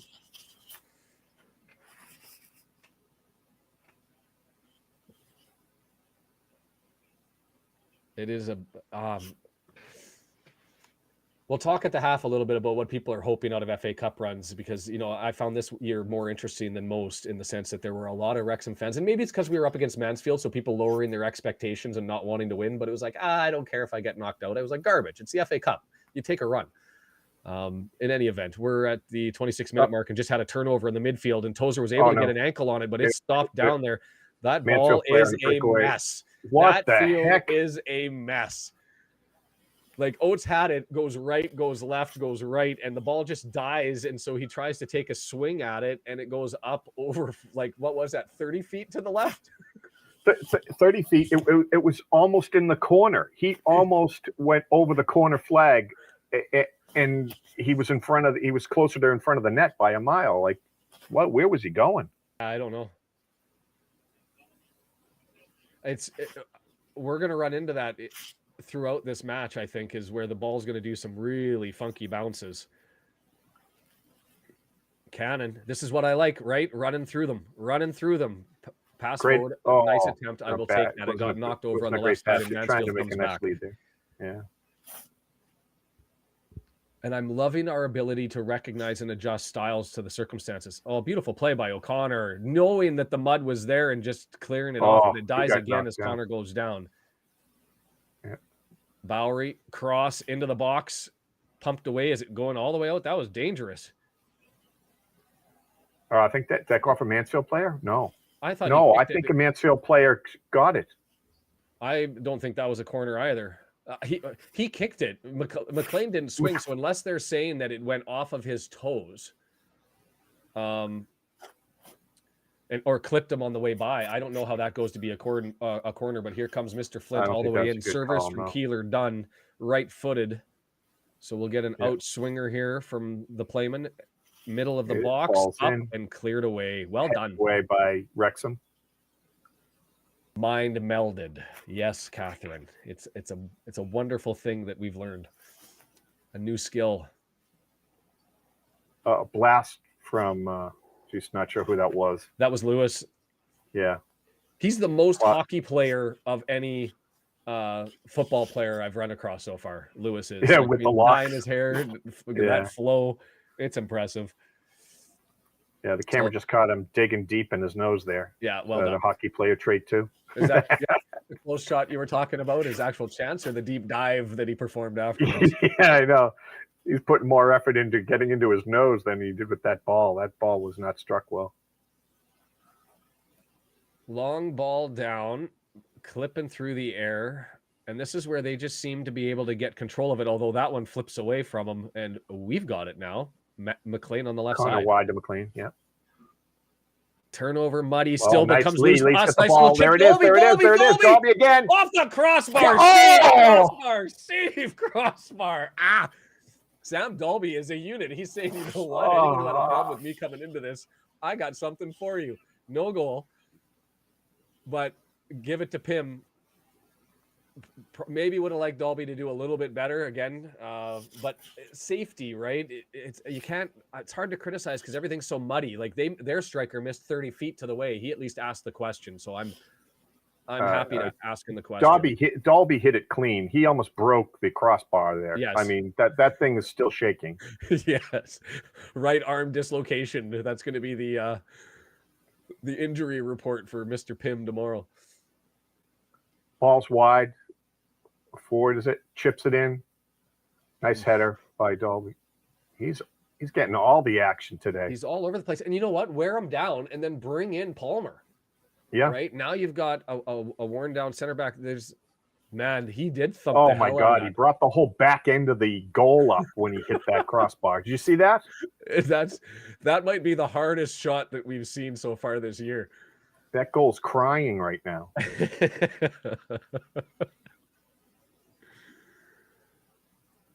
Yeah, they're just saying he didn't need to show off. He could have just passed it into the near post. In the middle. Ogonko missed it. It's right there coming through. And get up on the ball. You know what? I think that the ref. These guys just seem to ask for it, and they're getting the calls. They're blasting it out of bounds, and then they raise their hand. The ref's like, "Oh, okay, sure." The problem is because the mud's justified. Good on Ogonko to get his hand on it, by the way. It goes out into open space, and you've got trouble because you've got a Mansfield player running into the box full tilt, and that was just free and clear. He just muffed it. They get into another corner. They've stolen. Nice punch out by Ogonko. Third corner they've stolen. Ogonkwo, punch. 2 punches, yeah. I mean, by the this way, is all pressure that we shouldn't be under. Do you know what I mean? And that's the frustrating part. Yeah. Great point. The other thing is I think you've flashed stats for Ogonkwo, and I thought that the only thing that he didn't have really good numbers on was punch outs, and it was only because he just doesn't seem to try. You were going to call that weak sauce? Tried to stop the swear there. That's a BS call on Evans. They got just outside the box. I'm curious about this one. Aiden Flint. Well, he's hooking. Look at whose arms on whose. That's garbage. Evans had some early contact. And he's getting a card for it? He's getting a yellow card. This is ridiculous. So, Evans's hands are down. The other guy has grabbed in front of him, reaching back. Yes, with his right arm. That's the swim move that you would see in the NFL to get around somebody. To be fair, did Evans have some initial contact? Yes, but the response from Aiden was to reach around and fork around his head, push him out of the way, and then flop and dive when he knew he couldn't get to the ball. So if he calls the initial contact, which I don't think was significant for a yellow, I think he was calling it afterwards. You've got to go the other way because of the swim move. That was just a foul. Anyway, more pressure, and why? All because of another free corner, which I think the confusing part for the referee is you don't expect Mansfield to miss so poorly. Their misses are so clear. Well, it has to be a deflection. No, but I'm watching from just south of Boston in the United States, East Coast, and I'm watching on ESPN, and Shaun is up in Canada, and he's receiving the game through me. Mind meld. It's working. Throw in by Mansfield. Again, all pressure that was unnecessary as a result of the third gifted corner of the first half. Knocked in. Is it going to go out? It did go out. Blow the whistle. That's a yellow card. How about give him a flag? Come on. That's a yellow card. I mean, he slams the ball down, pulls full toddler. Yeah, that Parky's over giving him an earful. What's this shit? I don't really think that was a yellow card. I would have been upset if it was. No. He's working them because we're getting screwed on so many calls. Yeah. Look, John's not saying anything. He's letting us chastise the referee, and if it's even close, John's like, "You guys got to stop that. Let it go." Yeah. But he's not saying anything, so you know that we're spot on. I don't know if I like putts of the match to the referee for missing 3 calls. I don't like right now. I don't have a putts of the match. Maybe the turf monster. Look at how bad it is right there. Maybe the turf monster. Like that's just a bad. That's a giveaway. But he couldn't get anything on it. And it goes forward. It dies. Chip wide by Mansfield. Nice defense by Evans again. The turf monsters could end up helping one team or the other just by killing a ball in a missed opportune time. You just got to deep pass down to Mullin. Oh, a header out. That's got to be a corner for us. He panicked. He felt Paul Mullen's presence and panicked. Didn't expect that from Mr. Flint. He's not looked good today. There's been three errors that he's had, and this one. He was 1v1 with Mullin, and he didn't want any part of that. He said, "Here, you guys have a corner." By the way, that area on the right side where O'Connor was, that is a bog. Worse. That's a bog. That is a bog. They're sinking into it. You're seeing dark footprints where they just ran through. And Connor tried to pass. The ball went nowhere coming out of that. So the announcer saying that he was panicking. So we're not the only ones. Yeah. McClean with the ball here. Nice. Oh, still there? Still in the box. Oh, come on. Oh, come on. Lewis with the flop on that one. Went to go and knock it down and wasn't able to do it. I don't know if the follow through clicked him. I don't think it did. I think it was just there was pressure there and an opportunity to fall. And he ran and jumped into somebody and fell. Yeah.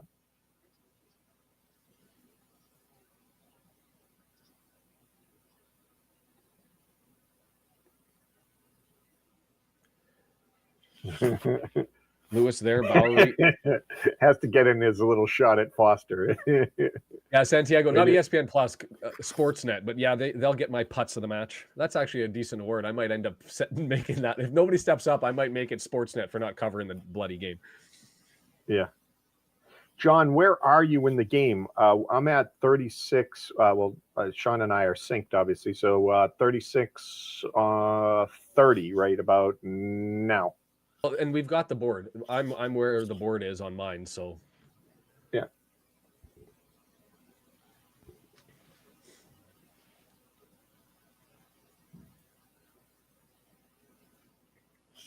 Bowery sitting back, but moving up a lot. That's the interesting part about whether they're running their 4-3-3 or their 5-5-3-2 is Bowery. The number of times he moves forward from the right side. Oh, come on! Jesus, we need to start asking more. If anyone is within 2 or 3 inches, he just falls on the ground now, and they're calling it. We were having a nice, respectable game, and then. Well, how come my goodness! You needed to flop there. If that was a flop, that's a penalty. That's he's holding. He's got his arm right now.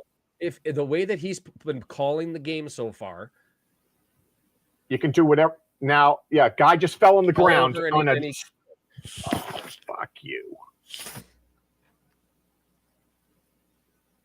You can hear the Wrexham chant because well done by, was that Tozer in the middle there that just reached over and snuck the ball out? Nonchalantly stole it. Up to Dalby. Great play by Evans out to Dalby. Forward. Kicks to the head for Mullin.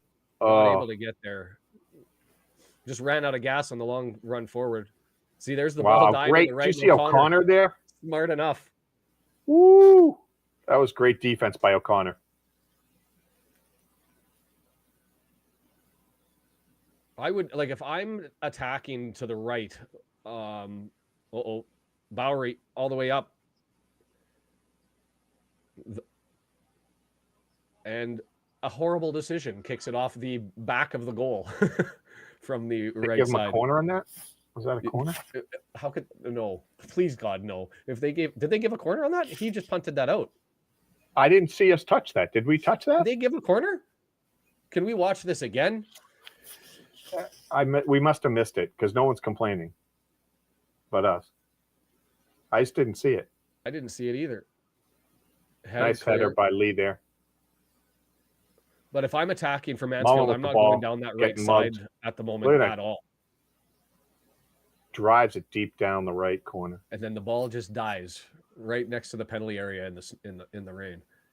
No, there's no points in this one, Stephen. It's a knockout competition with the FA Cup. You win this one and you get a second round competition with one of the winners of the first round. Looking to get the magic round as the third, because that's where you end up drawing a potential Premier League team, championship team. And that's where the fun is. So you got to win 2 to get there if you're in the EFL. And you kind of want to have an easy draw. This is not an easy draw. And so that's the challenge and the frustration for us. So no points, different competition. And hey, Cliff looks like he's coming out. You're the second person who's from Estonia, I think, today. I thought I saw someone else saying that earlier. So we're all over Estonia. It's the new advertising that I've been doing in Estonia. Been promoting the billboards in Estonia are working. Speaking of billboards, but like, have a pause in the action, you guys. I am so close to 1,000, which is where the money starts happening. I can fix up and operate a better system. A little bit of AI, put money into this, put money. I'm not looking to get rich, but I want to make things better. So do me a favor, click the subscribe button while you're here. And go ahead and do that. North of the Border is asking about prize money. Do you know what the money breakdown is per round in the FA? I know that it's 100,000 when you get to the third round. Right now, I think it's only something like 20, but I can pull that up while we're kicking around here. That's just straight money, not counting. Don't they the split all gate 50-50? Well, it's not 50-50. It's for the FA Cup, I believe it's 45-45-10 with the FA taking 10. Different than the EFL, which does 40-40-20. I hope I have my order right, but you, irrespective of where the game is played, you split the revenue, which is why you want to get to the third round and get a nice away day out where you can play Liverpool or Everton or somebody close to us.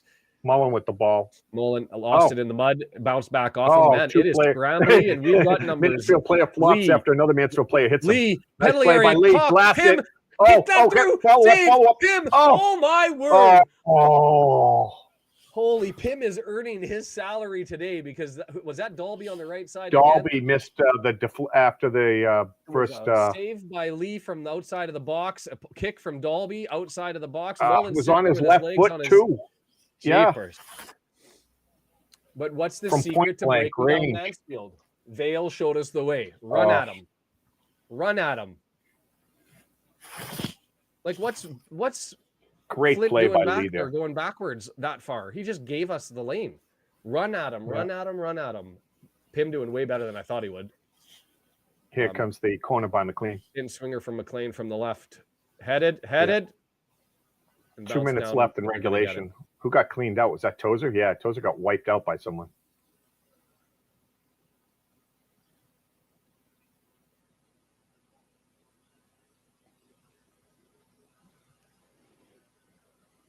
O'Connor with the ball.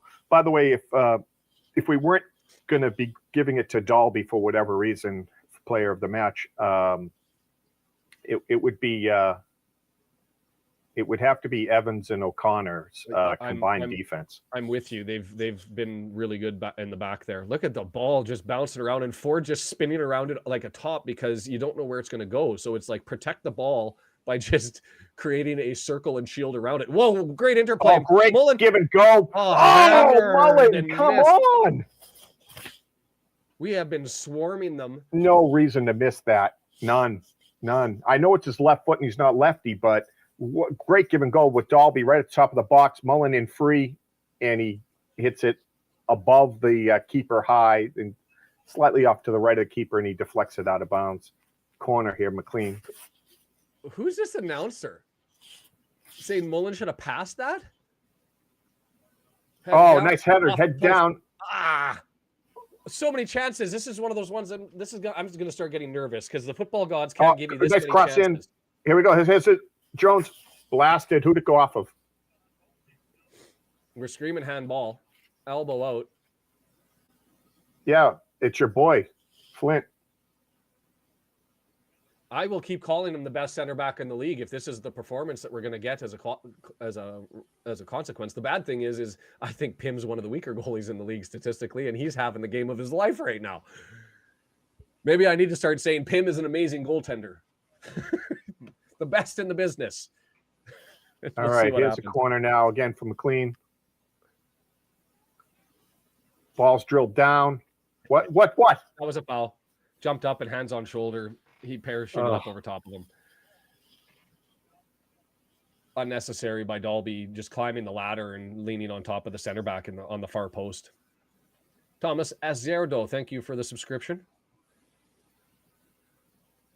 Thanks, Thomas. If you don't have your subscriptions private, I get that notification, but everybody has them private by default, so it's kind of rare for me to be able to say thanks. How you doing, RKO? I need to look at the stats. I need to look at. I'm so involved in the game. Maybe this will be a halftime break to figure out what the distribution is and all that sort of stuff because there's just too much going on. About to find out extra time right now.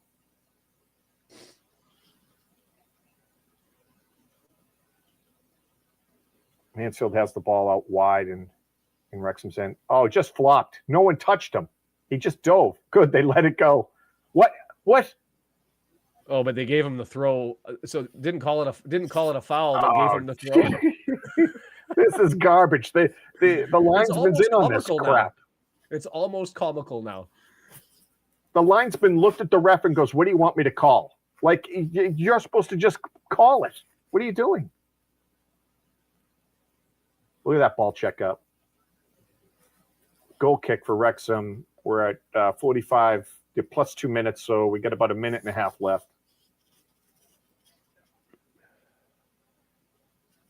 They're showing the replay. Oh, that was that's conscious. That was a handball. Purposeful handball. He purposely chicken winged his arm up. Chicken winged it. Yep. Pull your head out of your rear, sir. Hopefully, what? There was nobody around him. Unless there's someone right in front of the ref, wherever the ref was, that should have been an unobstructed view of that handball. 3-4 chances, missed penalty. He's given away 3-4 corners. Like, this is, to be fair. Wow, cleaned out. Come on. You can't come in through the back of him. There's your guy again. I don't know. Maybe this is an impersonator, because this can't be the best. It's not been. This is, I will tell you. Did you just see him slide right through the back of somebody? Like what? It has not been the performance that one would expect from Mr. Aiden Flint. Lee with the ball now. About a minute. Yeah, John, I was thinking about that. Whoa, danced around. Oh, wow, what a play. Just choked 3 guys. Elliot Lee working his way around. That was a little bit of magic. John, yeah, I was thinking about putting the thanks button on the bottom. It's one of those things. I don't want to ask for the money. I just want to ask for ad revenue. And I appreciate that you donated, John, on the last video. That was super appreciated. But I'm Tozer with the ball over to McClean. It's only a few seconds left. It's still there. May blow it here. Ball goes out. Goal kick. There it is. Fascinating one. I'll get to the stats and update them in a second. I'm a little bit behind on the shot clock because I've been looking at too many statistics and stats and trying to figure out what's been going on. So with the missed penalty, John, just to, super appreciative, and there is a super thanks button if people want to donate. That's always welcome, and I appreciate it. But I feel a little guilty with just getting the money, and I like the ad revenue. Get me to 1,000 subscribers. Let's punch this thing forward. Let's improve the setup so I'm not all pixelated, because my computer can handle the load, and we can add more things and do extra stuff. I'd love to add some statistics and API and pay for things here and do all that sort of stuff. So that's the whole process for it. So if you get a chance, pound the heck out of the subscribe button, the like button, the notification button, so that we can end up increasing this one a little bit further. As a game, the other question that was asked was, what is the breakdown for funds? So winner in the first round gets 41,000 quid, second round 67. And interestingly enough, that's the prize, the total amount that's given in the EFL Cup. You win the entire EFL Cup, you get 100,000. You win 2 rounds in the FA Cup, you're at 100,000. Third round, 105. Fourth round, 120 to the winner. Fifth round, 225. And then you're up into the 500,000, the million, and the 2 million. And so lots of money to play. Interesting enough, and I actually agree, Craig Jones was talking on Twitter about why does the FA not decrease the amount that it gives at the top? Because why do we have to give Man City 2 million quid? Right? They've got lots of money. This should be about helping the lower teams that are able to advance through into the proper rounds and giving them a proper reward for doing it. Right? Well, I guess what just popped into my head is they have all the valuable assets. If they go play one of those games against a lower level team and their $50 million guy, gets hurt. I get it, but it's to me, the FA Cup is something special, different than the EFL Cup and the EFL Trophy and with those other competitions. I mean, nice to get to Wembley and all those sorts of stuff, but no, the funds go to the club, Stephen, and they don't count also as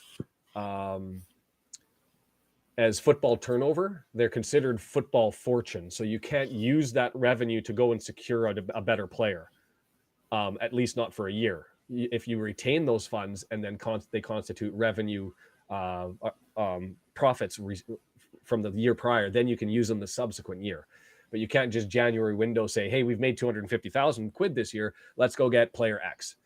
You've got to wait a year to do that, but it goes to the team and not to the players.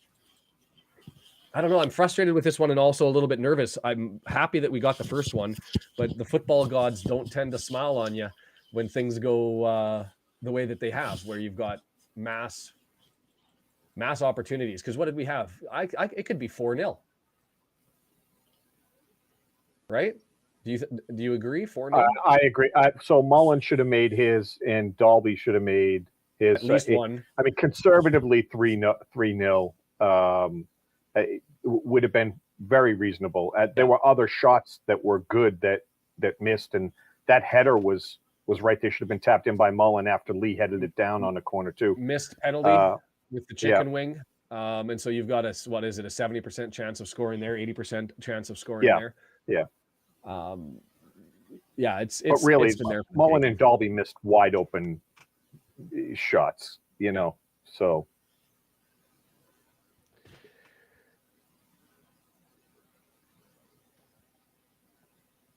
They keep showing the Dalby one right now. He's so close and so wide open and able to put so much on it.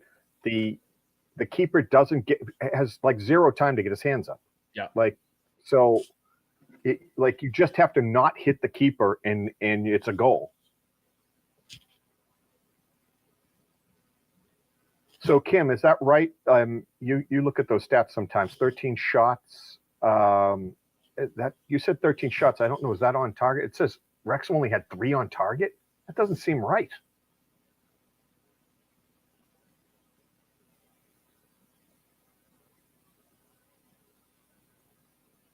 I thought we had better than that. Yeah, and I don't know if John, if you're still listening, I do have the text message from you. The system slowed down. It's the part of the process of the signal coming from us coming out. The message that he's just said is the difference between when we receive the information and otherwise. So he's partaking in the chat and not listening to you and I. And so for anybody that does have it, I mean, I always recommend hitting the pause button on your live video and just allow the clock to get caught up. It's hard to do now, but when our clock is running, hit the pause button. You'll be up. You won't get surprised, and there's not much we can do to speed up the process because it obviously the stream comes to you because I'm mind melding, but the stream goes to Brendan and then gets sent out when we comment on it, and there's a bit of a latency. There's a bit of a delay, and I'd love to find a way to fix that up, but can't do it. So slow it down. That's the great way to do it. And the one surprise that I get from the broadcasting is the entire half is in Welsh. And so I'm not picking up a lot of information because of my inability to speak the language. But they're showing the replays now on our end. And like Dalby on the right with the miss, Mullin on the left with the hammer through and the save. There's just been so many opportunities to put one in. Lee straight through, knocked down, the penalty. Like there's been... I want to see the FOTMOB big chances. Have you looked at those? Because what are we at? 6? It could, yeah, Andrew's with, it could be 4, maybe 5-0. Yeah, I agree with you. The goal, RKO, it cannot be three on target. Appreciate it. There's at least three solid deflections by the goalie, 3 great plays by the goalie, minimum 3 or 4. Yeah. And then, yeah.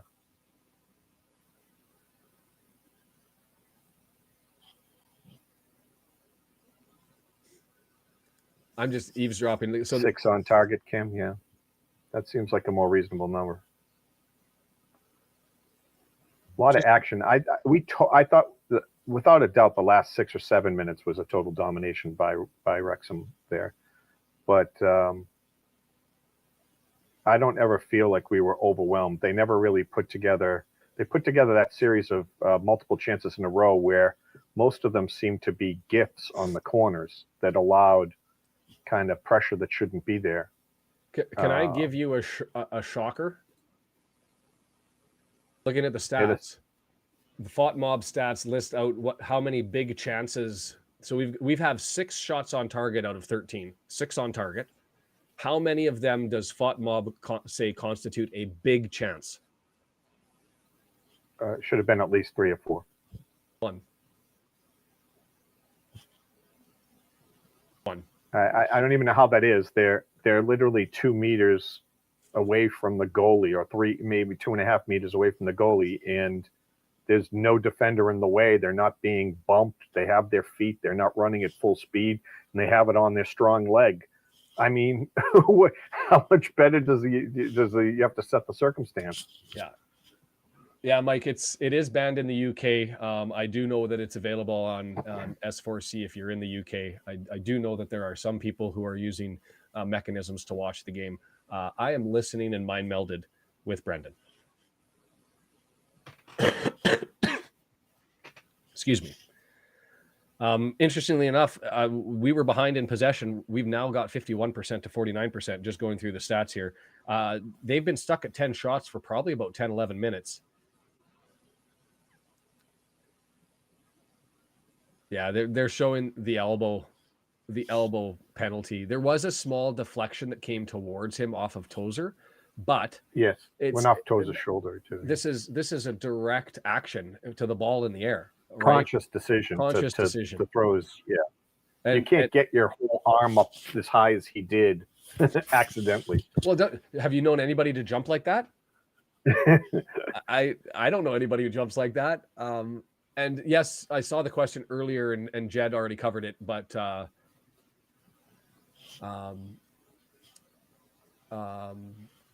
what was I saying?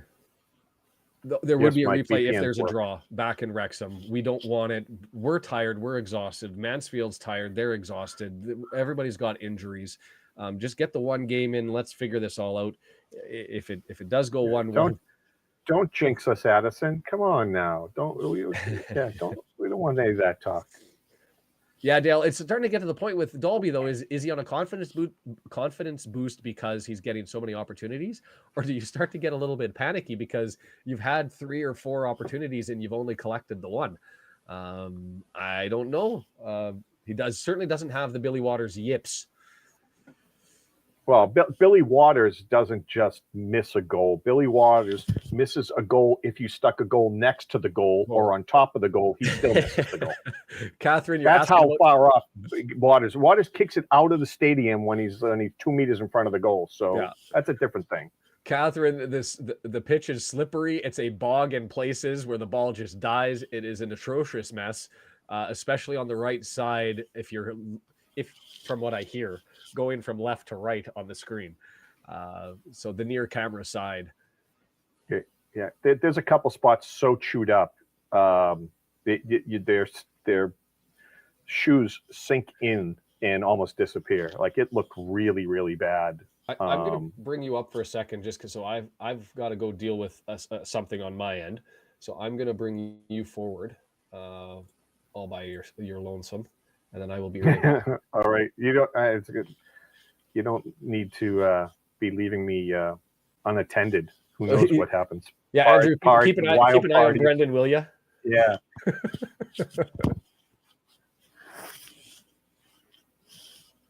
Yeah, all right. Let's see what we got here. Dale James, welcome. Haven't seen you in the chat. Yeah, so I don't know how many of you are golfers, but we used to end up having to play like at early morning. We'd wait for the only times we could get on in the US in certain areas when golf was popular. You'd have to get up at like 4 a.m. and wait in a line. And the second the sun would crest over the horizon, they'd let you go. And that was the only time, because otherwise it would be a 6-hour round.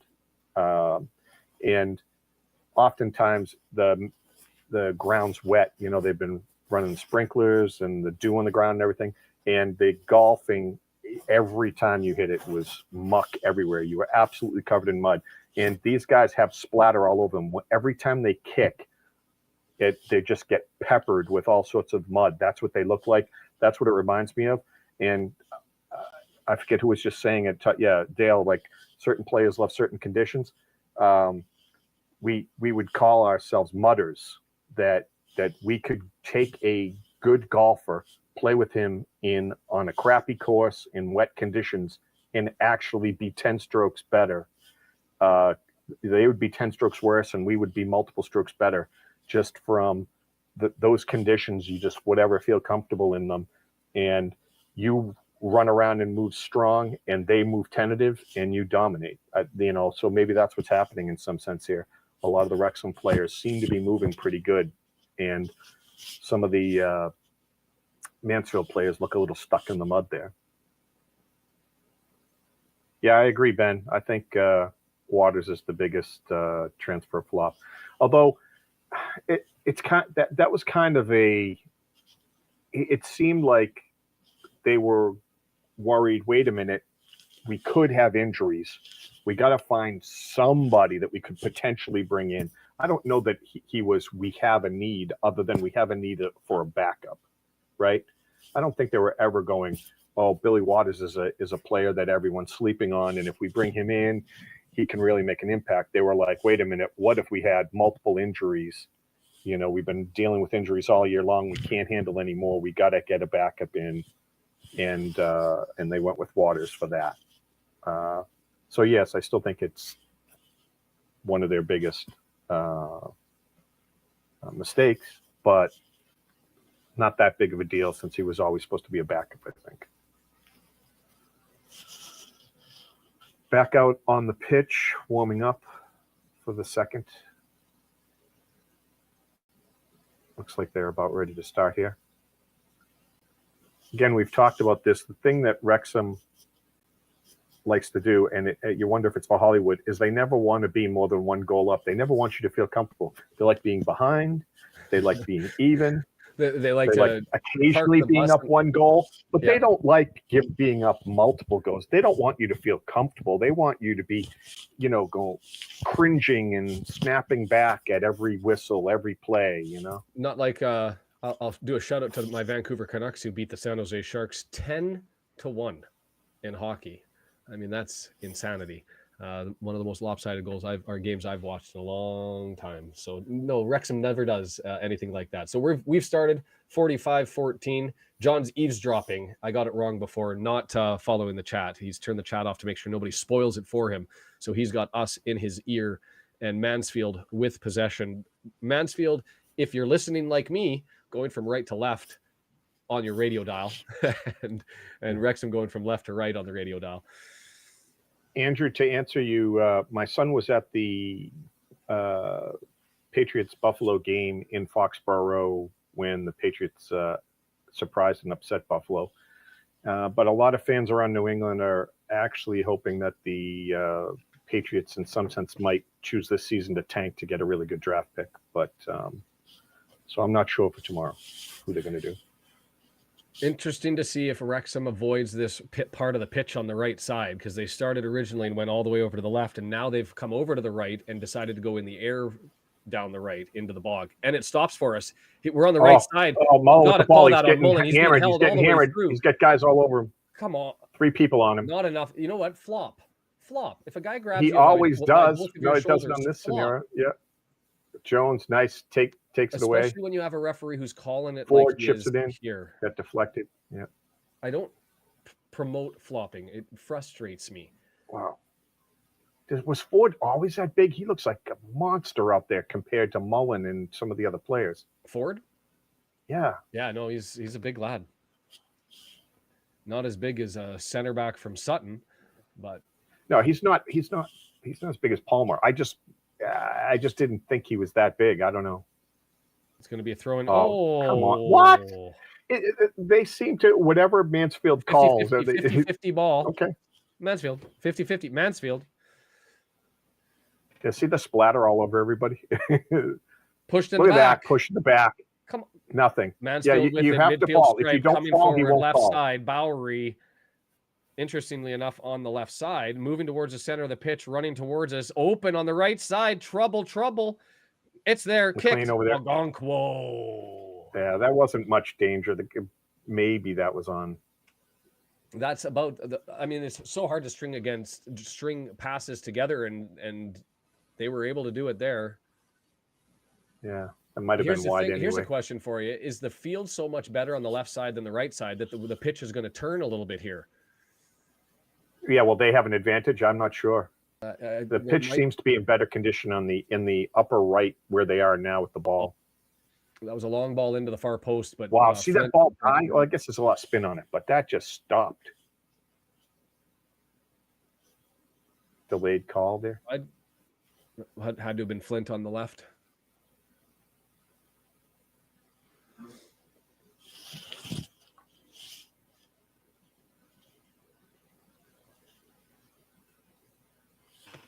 Bruins haven't lost yet, by the way, Captain Canuck. I hear you. Don't make me hate you guys from Massachusetts. Come on.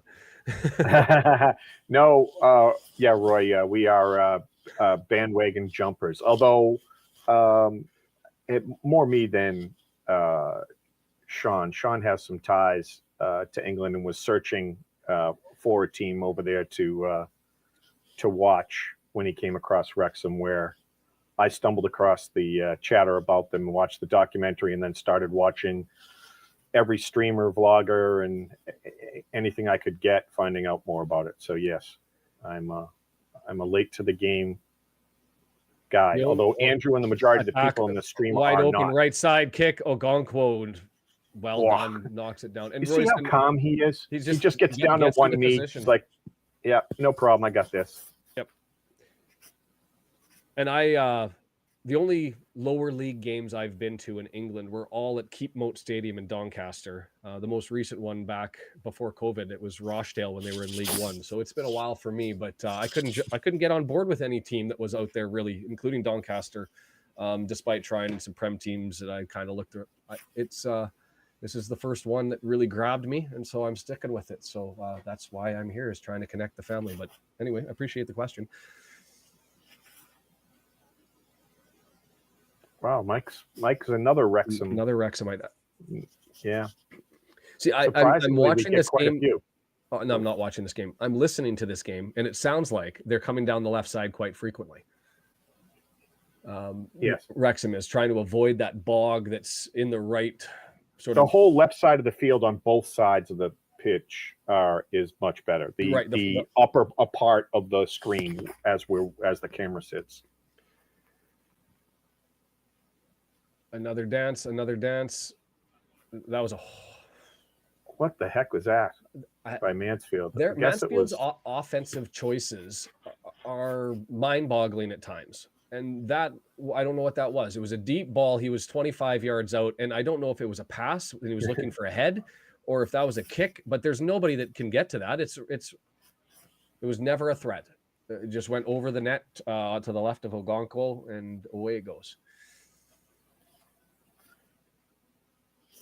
I'm getting cracked on for filling time during halftime, so no more stories from me at halftime about other sports. Well, I mean, I just shut it down before and walked away and then came back. Another one from Wrexham. You know what? I should probably keep going. It gives everyone something to kind of band together and make fun of. So there you go. Take entertainment value. Yeah. Wrexham with a throw from the left side. I want that goalie shirt, the gray that Okonkwo has. I really like that. Into the bog shirt. You can't get them. Not an extra large anyway. Forward by himself, dancing his way out of the bog. He says he fell edge of the area. And nothing. If that would have been outside of the box, I think he would have given it. But inside of the box, yeah, I think you're right. Because he didn't want to give a penalty. He didn't want to have to give a penalty. That was it.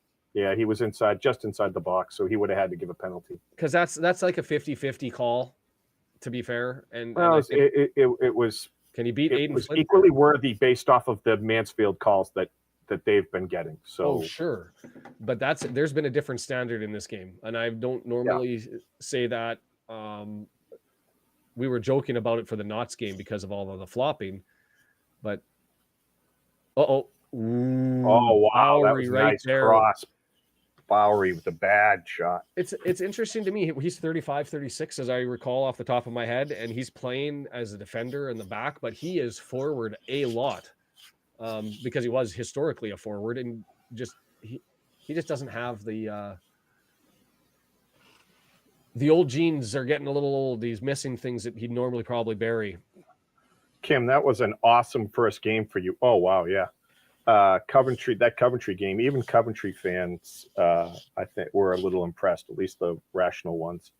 With Cyprus Wrexham. Again, I've got Cyprus. I have to write this down. Estonia.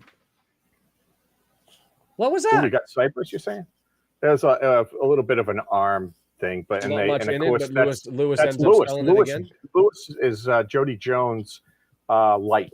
He's not as bad, but he flops. If you touch him, he's going down. Header down, nice play by left Evans. side. Lee, well done. Pushed off the ball, or was that our attempt to try and get a flop and the call the other way that didn't work? No. I think it's really muddy over there. Awful pass. The mud, though, that's the thing is I can't really be critical because you look at that pass that comes over and you're like, was that the mud that killed that and brought that over, or what happened? But it's in the midfield stripe, and they've taken control and trying to settle things down.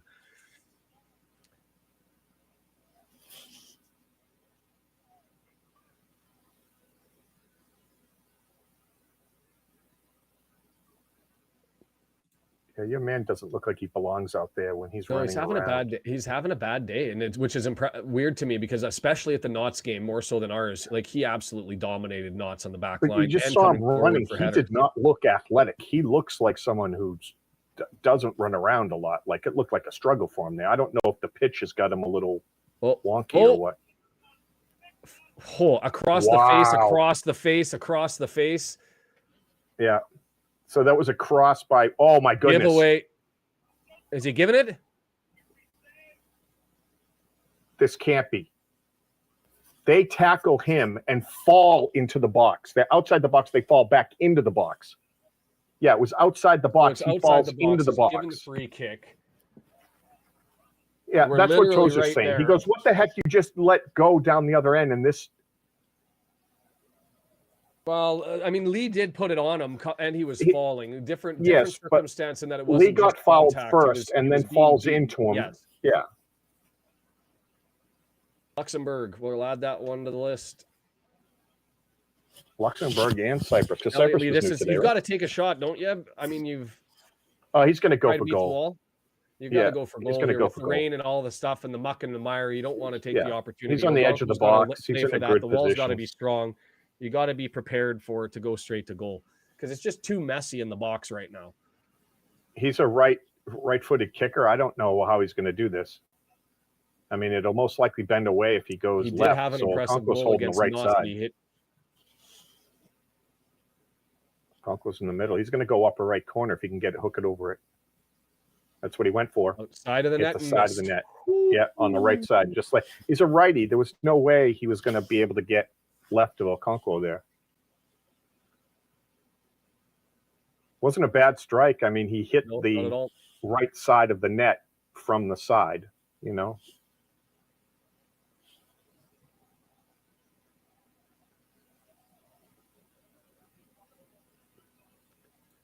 I'll bring up the country thing for people to have a look at. We're going to add Estonia and Luxembourg, but by all means, if you don't see yourself in the list, go ahead and add yourself to it.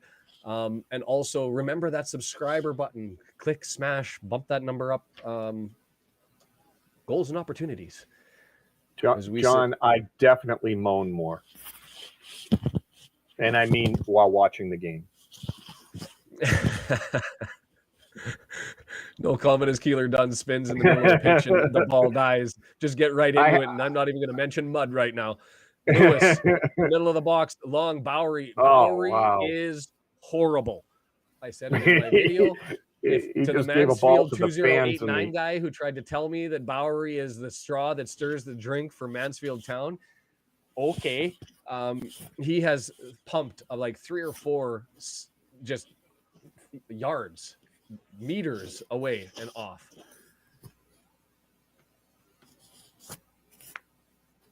So, it's been frustrating. Can I see how that call was made against Lee? Fine. But I'll tell you what, you got to call it the other way. And that's the frustrating part is we just saw the exact same thing not 2 minutes prior and we were asking about it and it was a 50-50 that wasn't given. Okonkwo blasted deep. Yeah, deep. Lee's got it, punched forward. We've got numbers. Dalby over the ball. He's got a free shot. Score! Yeah! We're up two. He was offside. He came back just in time. The mud with the assist. Stopped the ball and killed it down, was able to get it to Dalby, who flicked it back to Mullin, and away he went. What do you think of that? I had a feeling that's the last goal we had. Remember, in the previous game, Okonkwo hits it low, and these teams can't handle a high ball that deep, and they seem to like tense up, and Wrexham handles the ball beautifully there. One touch by Dalby over to Mullin, who looked like he was offsides, gets back on sides and blasts it. Yeah, no, that was beautiful. And you're exactly right. That was Mullin getting the goal this time instead of Palmer. But that, if football gave second assists, Okonkwo gets one there for the long pass down, deflected around, dies in the mud. We're able to pounce on it and we pump it through. 2-0 for the good guys. Whoo! And in the rain, this is a big ask now. I don't want to, it's lots of time left, but it's a big ask because the turf monster's got to help out here a little bit. 2-0. Loving it.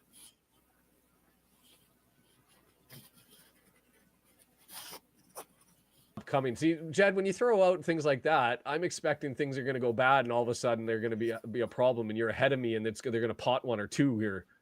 Uh-oh. Uh-oh. Uh-oh. Jed, don't do that.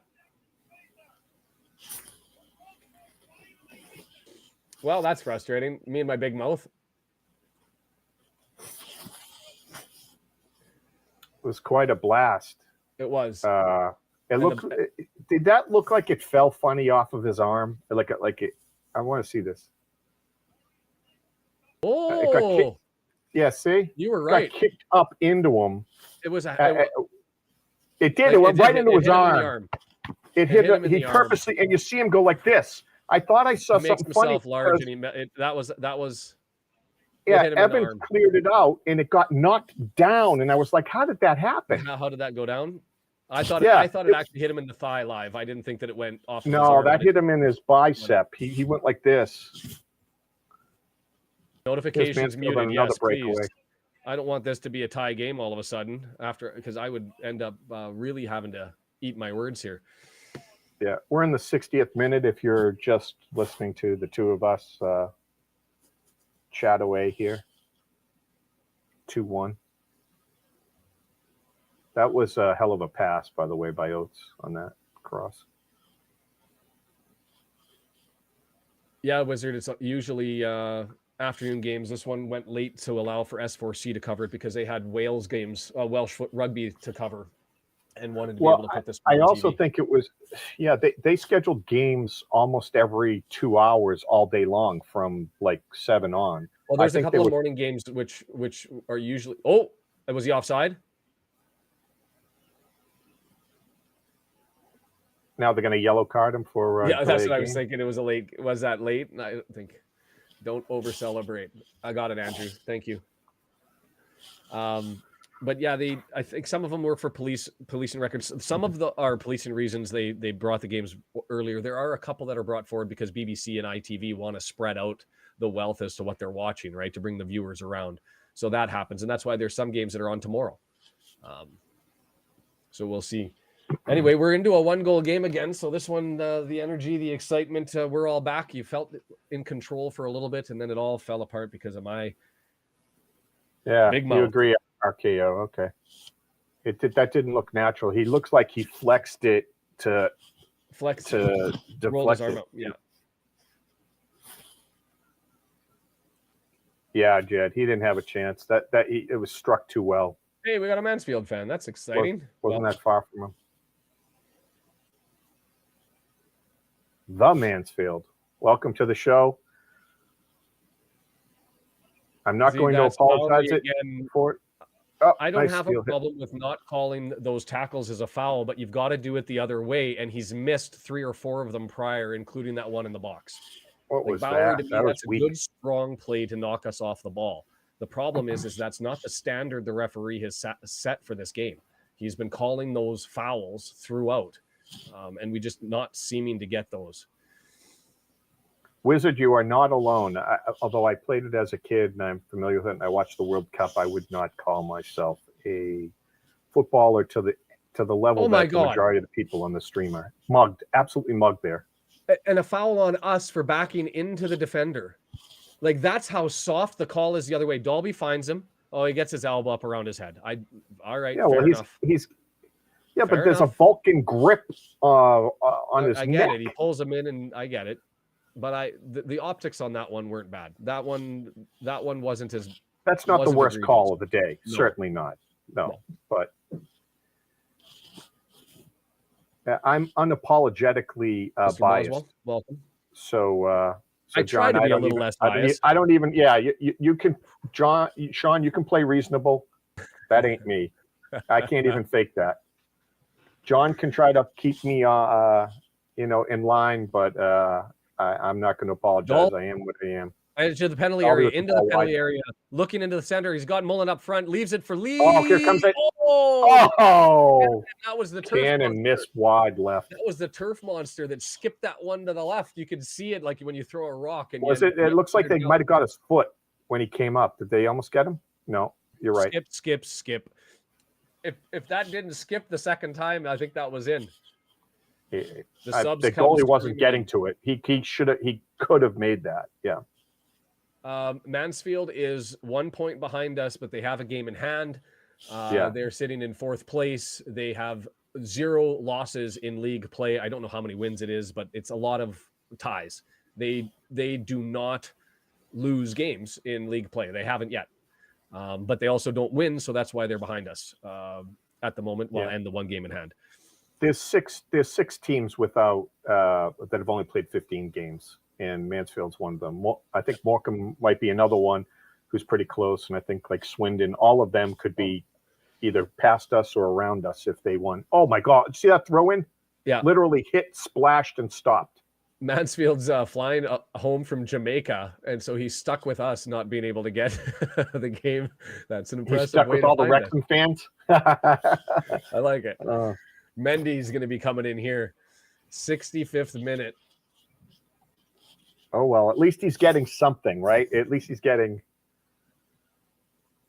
He has someone he can hate. It's 2-1. Obviously, he can see the score. Boy, they're in that slosh over there on the right. Clean gets taken down. They're going to all have to get wrung out after this. Look at this throw in. Watch the show on the replay.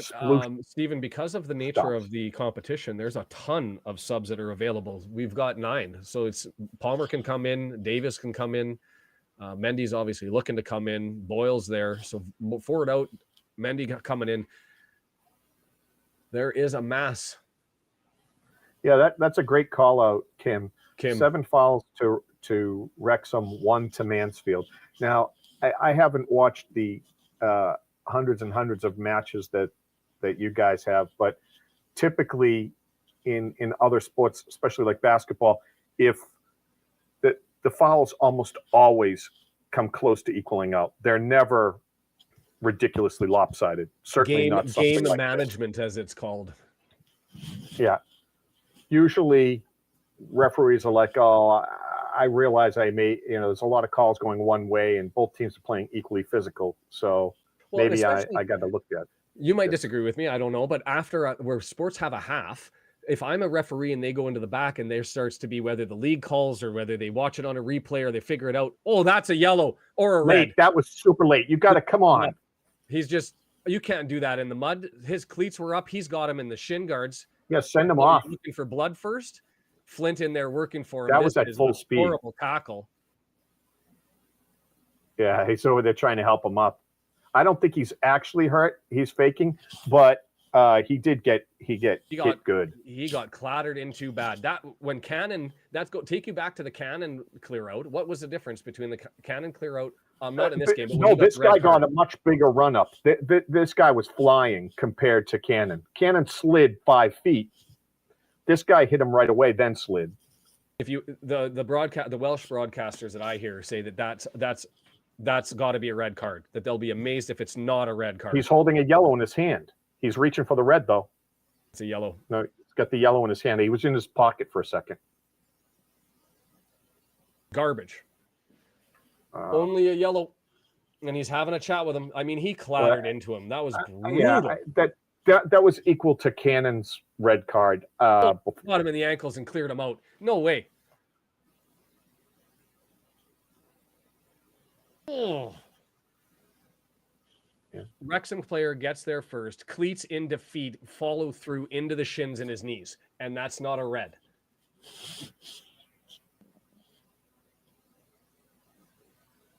Yeah, it looks like they're going to give a card. They wrote him down for a yellow. Yeah.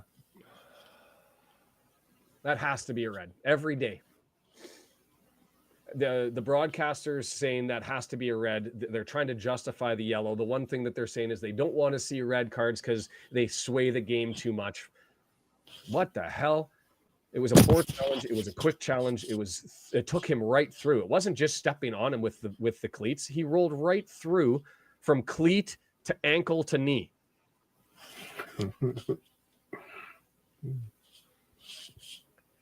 Get expletived. Is that how far I can go with the cursing? By the way, John, who's cracking on me, John and I are from very close to the same area, just a matter of miles apart from us, and he's relentless in his criticism of me, and that's how we show that we like each other around here, because we absolutely throttle each other. So no VAR. John's showing all sorts of love. Cannon's still down. It does look like he's all right, but he's tender. Like you can tell when he's pressing, he's got some problems around his ankle. Garbage. So we're going to bring in a sub. It looks like Luke's going to come in. Youngie. No VAR. I don't even know what to say about that. What I was talking about was when you go into the back, usually the referees or the linesmen or what, the touch judges, whatever, will have a conversation of potential missed calls. They have to be talking about the Aiden Flint chicken wing penalty that should have been given and wasn't given. So when you're a referee, the game management, they say it doesn't happen, but you see it all the time where they end to start to tilt the balance a little bit to give a little bit of favor to the one squad that's been hard done by. You cannot tell me, despite the fact that Wrexham dominated that first half, that we were hard done by with the calls. There were 3 corners granted that weren't deserved. There was the elbow up chicken wing clear penalty. And then we come back and we get clattered into the box that, 50-50, but he doesn't give it. And then he turns it around the other way and gives it just outside the box to Mansfield. And then here, like, Cannon's not okay. Like, this is just, he's wiped out one of our center fielders and there's no red card. Straight ankle, like, expletive. But he got him with both feet. He got the ankle and the shin at the same time. Ankle, shin, and knee. Like, he rolled over top of him. Yeah. Anyway, we're back at it, 70th minute, up by 1. Luke Young is in now running the midfield. This field is in such bad condition. That throw-in that just splashed and stopped, it had no bounce to it, right? Anything could happen in this game. You can't count on any ball going to making a pass complete. This could easily open up and multiple goals scored and all over the place. Turf monster doing crazy things. Yeah. And you're running back, you're in position, and all of a sudden it goes down. That's why I Mendy in, by the way. Did you call it out? Mendy. I called Mendy's in, Luke Young's in. That's why I was Ford. The only thing that I really liked about Ford game, you're talking about Mutters, is he was really good at possession and anticipating what could happen with the mud, and we're losing that here. Yeah, Mendy, see how right stuck side. Mendy is with his foot. Flat into the box and intercepted. Yeah, he nicked back though. I will take that. Yeah, Luke but not by forward, him. Over to Mendy. Right side. Okay. The only thing about Mendy is I'd rather him drive it in rather than the left-footed hit. I was going to say, eat my words on that one. That was a beautiful cross in. We'll get a corner out of that one. He had to use his left foot to do it. That's the thing. I just think we've been ridiculously lucky and fortunate with him playing on that side. They should be abusing him. You watch Wizard, the Rugby World Cup, and you see how good the referees are after the play of coming back and saying without much, hey, this is what happened. You've got to give a card here. You've got to do this. And actually just getting it right. Why can't we do that in football?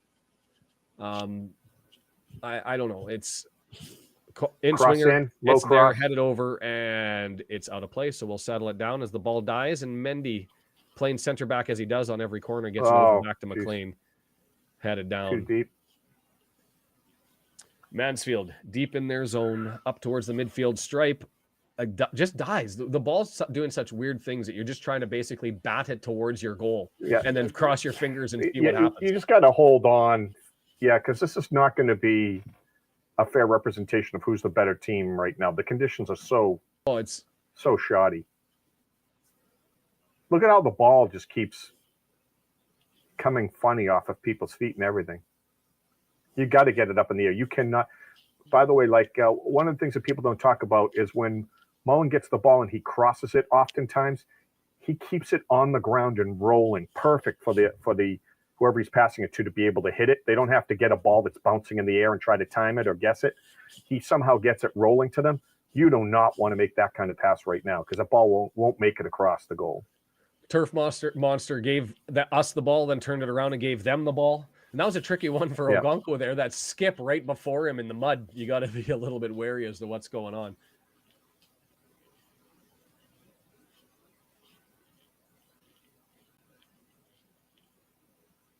Just outside the box to Mansfield should have been a penalty to them. Yes, if you're going to give John, No. If you're going to give the penalty, I don't think it was a foul in the first place. But yes, I think he was in the box, and it probably should have been a penalty if you're going to call it. But I don't think it should have been called. But I think he's saying that if you think that was a penalty, it was in the box. I think they fell into the box. I don't think the penalty was outside, was inside the box. I think that was the placement was right by the ref. But nice fight for the ball, Lee. Masterful. Just got by Are we 2 going guys. for it? Ball in the middle. Turf monster. Mendy, come on, talk, guys.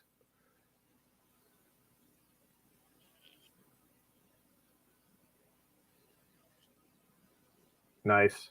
Jones, nice little spin up to Mendy. Can he get there?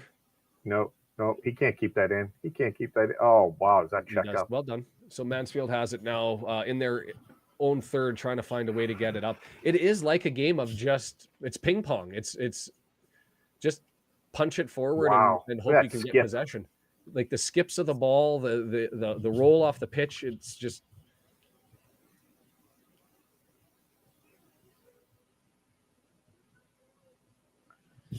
Yeah, there's going to be a goal that skips funny where the keeper thinks it's going to bounce to him and it scoots under him. Like, this is going to be dicey for the last 15 minutes here. I didn't realize it'd be so controversial by suggesting that rugby did something right, but I guess I should have predicted that people would have their comment.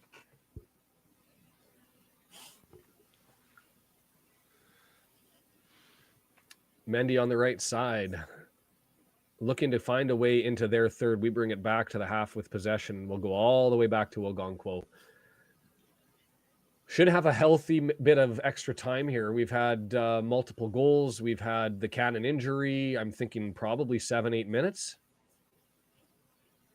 Some of these guys look like they've been mud wrestling. I mean, they are just covered. McClean up there trying to get the interception and giving it a little roll, and away they come, but the ball goes a little bit too far with the first touch. By O'Connor. Was that Evans who nicked that, or O'Connor? Is that Evans? You might have been right. I think that's Evans. You're right.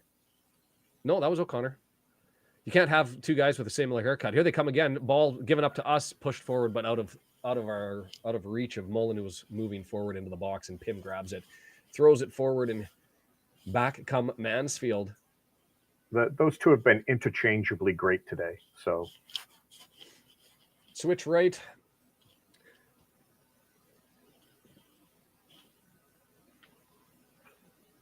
Mansfield into our third now. Oates. Header in, headed away. Bullet up for the conversion, and it's a water special there. That was a water special. The moonshot.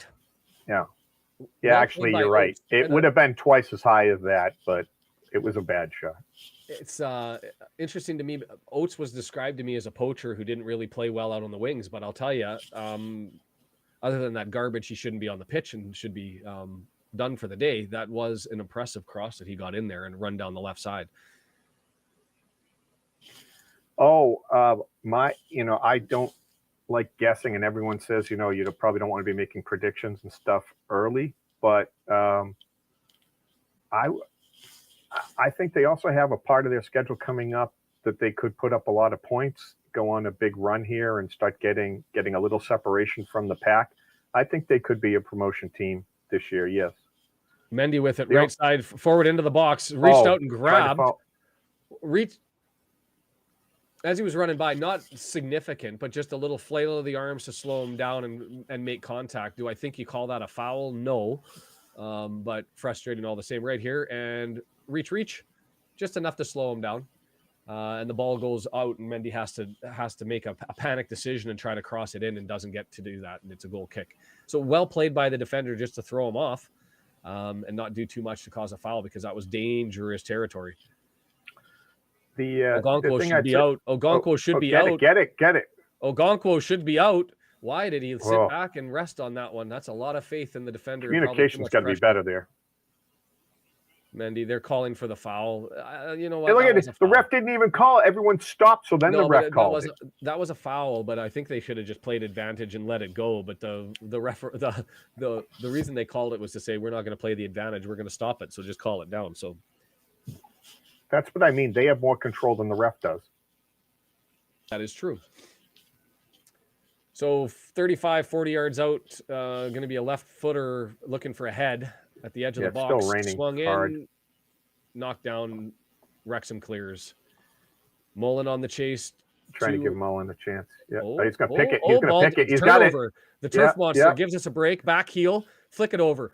Mullin's there. Can he knock it down? Just out of reach by like 6 inches from him knocking it down with his right foot. But that was brilliant play. You know the turf monster is going to stop the ball, so you run up there. You try to get the interplay. Back heel, and away he went.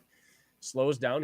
He was onside. It was just great that play. far, too far forward, and couldn't knock it down. Addison, you could be ahead of us. We're slowing Addison, it down. you are. Yeah, we're 79:45. Reminder: hit that subscribe if you're here. I haven't even checked the numbers that are here. We got about 4 people subscribed today. I think something like that. Last weekend I had 102 people subscribed in a day.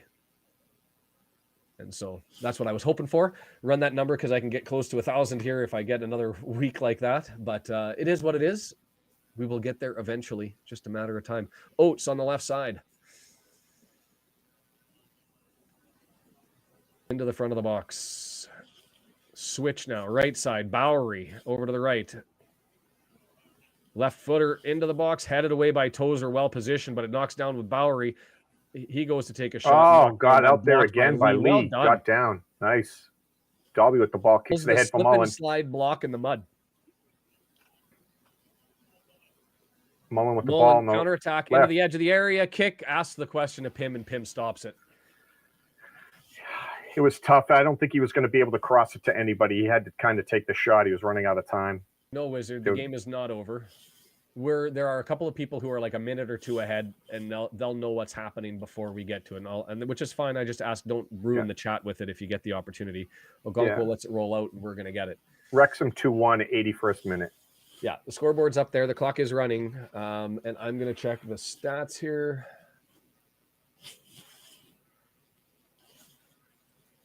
I'll be out. I'd like to see Bickerstaff. Yeah, Bickerstaff would be the fresh legs running around. Yeah, Dalby's going out. Dalby's, you know what? He deserved a better fate with those shots that he had, but well played by him all game long. He's looking a little gimpy anyway, so.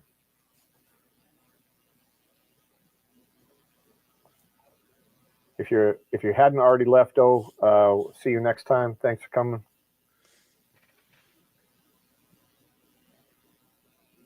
The clock hasn't stopped at my end. Oh, I'm encoding overloaded. Yeah. Everything seems to be running on my YouTube, so just refresh if you get the chance. Still marching forward on my end. Yeah. 82nd minute. 82nd minute. We're back in play after the substitution, and Mendy has it. Swinging it around. Right side, long ball. I don't know what that decision quite was. I don't know. Mullin is owning that back line. Like they're way too slow. If you can just get the ball and him 1v2, I think you got a great shot. So I don't mind them lobbing them in there. Yeah, now. It's interesting watching the Mansfield defense for the last 2 games because they looked impenetrable, and then Port Vale ends up showcasing. You just got to run at them and not be intimidated. And I think that's what the secret is here. How tall is Flint? Jesus. I can try and figure that out. He looks a good, solid 6'5", 6'6", 245 at least. His birthday's in 3 days. Do I have that right? Or no, November 16th, a couple weeks. I'm afraid my card's not going to get there in time. He's only 5'8" and a half. That can't be accurate. 5'8". His right leg's 5'8". That's what I've got on Football Ref. So I'm going to assume that's because what do they have Elliot Lee listed as then? Yeah. 5'10.5". If his wife had a kid, that's how tall his kid would be. His kid would be 5'8". Yeah. They say Lee is 2 inches taller than Ford on Football Reference. Lee's lucky if he's 5'7". Spain. We'll add that one to the list. Hey. Welcome, Patricia.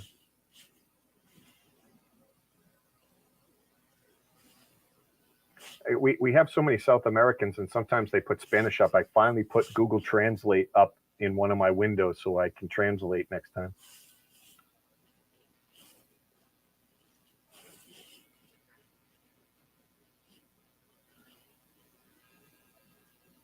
$84-25 right now, still 2-1. Balls at midfield, going back and forth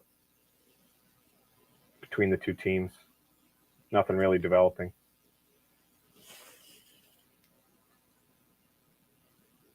Yeah, Stephen, we said that earlier.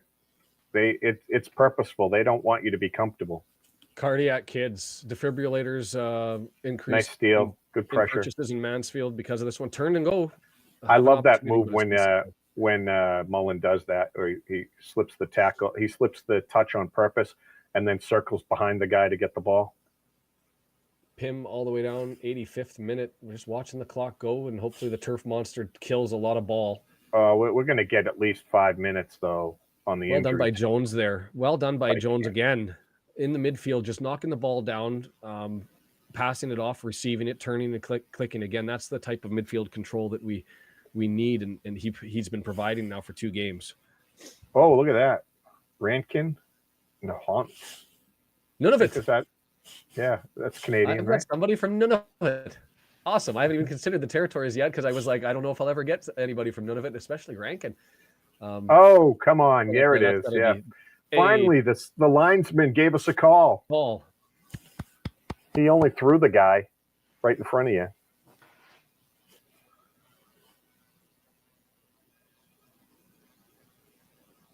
That means that we've actually got somebody from Nunavut before we did Saskatchewan, my home province. How sad is that? That my home province people don't even show up. Andrew thinks he's 6'4". Andrew, okay. Yeah, it could be. So Algonquo, 86th minute now with the long kick. That was a long delay, but not long enough to encourage a time-wasting card. Flint over top of Palmer. I missed him even coming in, but I guess that's who came in for. I thought it was Bickerstaff coming in for Dalby, but I had to turn my head away. So back to Algonquo. And he's now got it by Keller Dunn forcing him to pick up the ball. Yeah, trying to stall a little. Just enough, right? Just enough.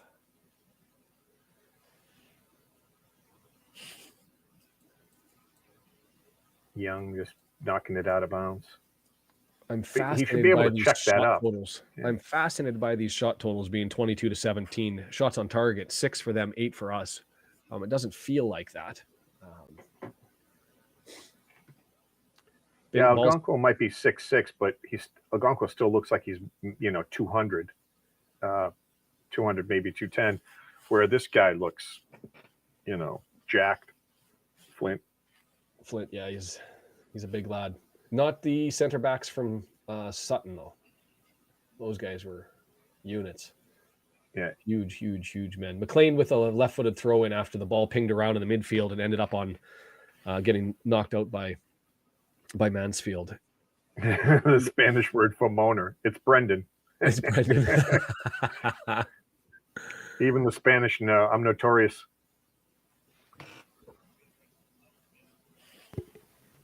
Throw in for us now, coming on inside our own half, about 10 yards away from the midfield stripe. O'Connor taking it. What do you think? Extra time, 8 minutes?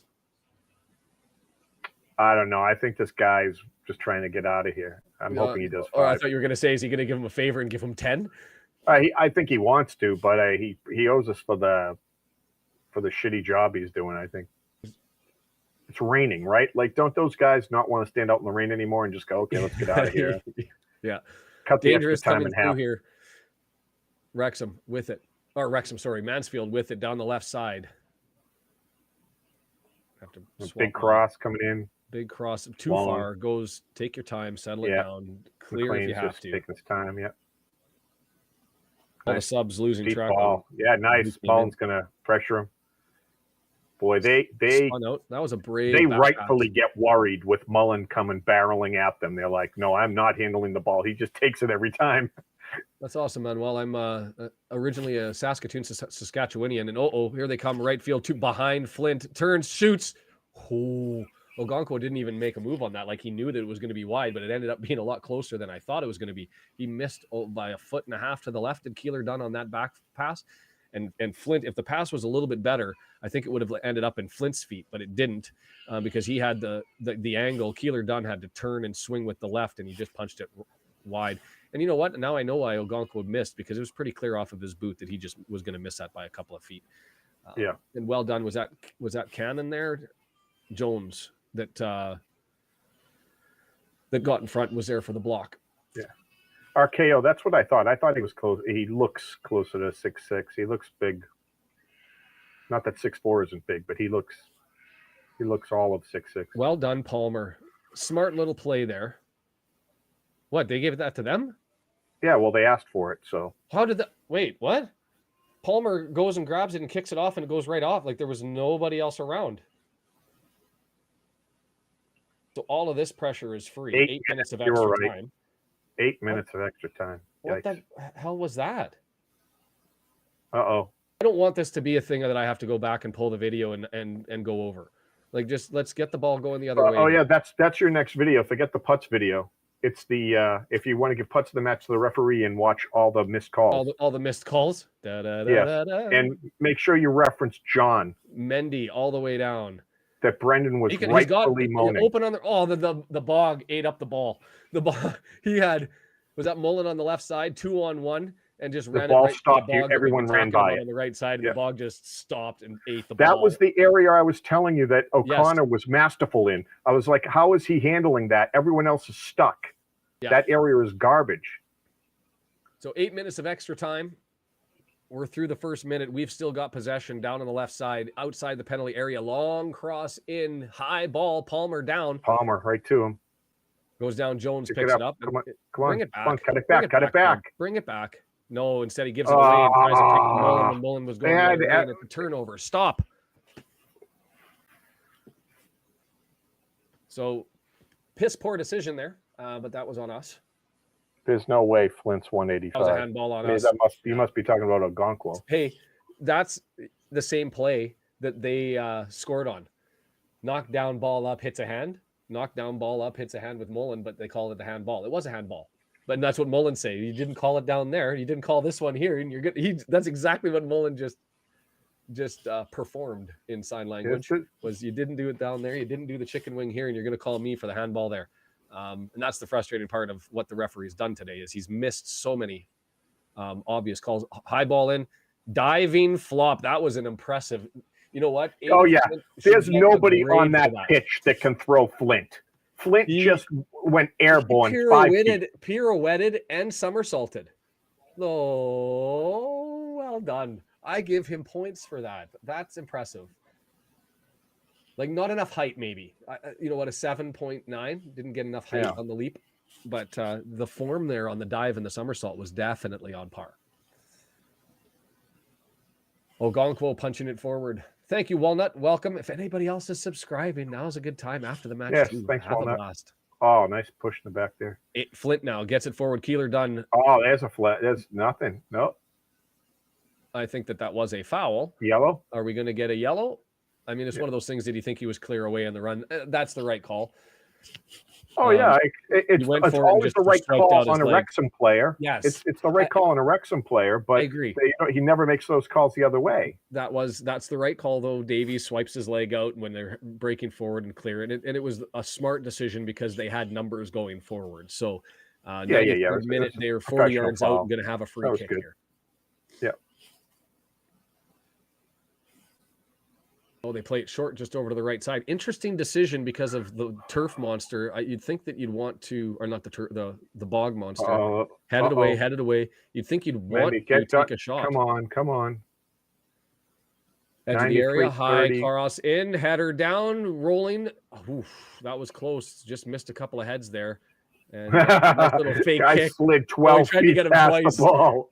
McClean goes to kick it. There's a block. He slides past him, and McClean stops and then tried to do it again. But they've still got it, edge of the area. We're into cardiac time. Everybody grab your pads, defibrillators, your drugs, whatever you need. 4 minutes, 10 seconds left. 4 minutes to 10 seconds of madness, plus extra time here for we've already got that yellow foul. Nice move by Palmer. Brilliant. Come on. There's Mullin. There's Mullin. Come on, kick it ahead. Tries to eat it, but he's still going. Bring it back. Oh, he tried to find Mendy. Is he no. Come on, Mendy. Oh, nice. Oh, that's good. That's good. Keep going. Well done. Mendy and who was that? Jones? Yeah, Mendy and Jones get credit on that one because Mendy picked up his giddy up to go and get there, realized he wasn't going to, but when the player went down for the tackle, Jones came up in relief and we earned ourselves a throw. So we get the ball here. Palmer turn and go to try and get on the penalty area. Not going to be able to get there. Oh, come on. How do you call that a foul? That's he's literally standing behind him with his hands up and the guy flops forward and that must have been contact because that's how it's been all day with this referee. This guy has money on the game. That one was a groaner. Mansfield now entering into the final third. Up over. Is that Flint? No, there. No, goes down. McClean can't get out in time, so Mansfield still got it. Welcome, on the right side. I mean, I'm with you, John, that it doesn't moan, but moaning doesn't help, but it does describe. Oh, it helps me. I feel tons better.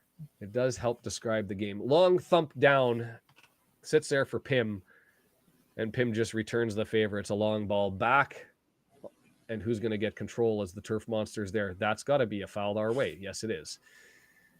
He must have made by the referee there as Gale ran over his back. I believe that was O'Connor. Yeah. 2.5 minutes left. 2.5 minutes left as we take our time for this free kick, and I'm down for the beauty thing about the bog is even when you only have one or two down downfield for us to be able to track it down is it's sort of nullified with how the field is killing the ball. So putting it all the way down for Mendy to try and get there, it does die. It lands up at a Mansfield player's feet, and away they come. Mansfield player's feet. Possession. Luke Young makes it. I absolutely disagree with you. That McClean touch was not enough for that guy to go down. And I'm watching Palmer get grabbed and held while he's trying to run around a guy. I'm watching Mullin get constantly pulled down. If he's not going to be consistent, you don't just go, well, there's some refs sometimes that might consider, the McClean play as a foul, so therefore that's a foul and the rest of us is moaning. Like, we're asking for consistency. The equal manhandling of Wrexham players in the box, and they're not calling it. So as far as what I'm saying is there's no foul. His one-sidedness is not acceptable. So during that, we're a minute left, ball's still down it was in the corner and basically just throw in for us, foul so that we were able to retain it. Pim hammers it all the way down. We've got a minute to the 8 minute mark. There will be some additional time beyond the 8 minutes. I'm certain of that, but we've gained control and pumped it down. And this is that McClean still down the left side? Yeah, a minute to go. They say he's out. How does he see that? I don't know what happened there. I missed that. But there's not even a linesman there. What is the ball boy put his hand up? So he says it went out of play. So it was a throw into Mansfield and they come back the other way. This clock is now over 56 minutes. Wizard, I think you've gone back and hit the wrong button. Hit the live in your bottom left-hand corner and it'll take you forward. Answer with the ball, middle of the pitch, just outside the box. With it, penalty area. Cross into the area, up in the air, headed away. Multiple headers. Dangerous. That was like a free pinball back and just looking for somebody to find it, and we were able to get it out of the penalty area. It's coming back in, though, unless it dies. McClean with the ball. Kick it wide. There you go. Nice boost. All the way down the length of the field, leaving it for Pim to run out and play, and Mullin's racing after him. Jumping, blocks it. Oh, hits it in the back. Great play by Mullin. That'll slow everything up. Pressure now. Whistle. We're back past 98 minutes. There's the whistle. We're at full time. Wrexham goes to Mansfield and beats the unbeatable in the league anyway, and takes home. We're in the second round, so that changes everything, and that's awesome. That's 2 losses in a row for Mansfield. Not saying that they deserve it. In this game, I think they actually did. Port Vale, I think they did. But in the other games, they're a solid club. They'll be all right. They've got to find a way to rest their guys because I don't know if you're with me, Brendan, but Flint looked like he was struggling today, which he normally doesn't do. Yeah. I think we're going to sit everyone for Port Vale. I lost my headset. I think he made the decision that he played starters today, and they won't play again. I wanted to hear the Parky interview. Yeah, and I got excited and ditched everything. They didn't talk to him. They switched off it quickly, right?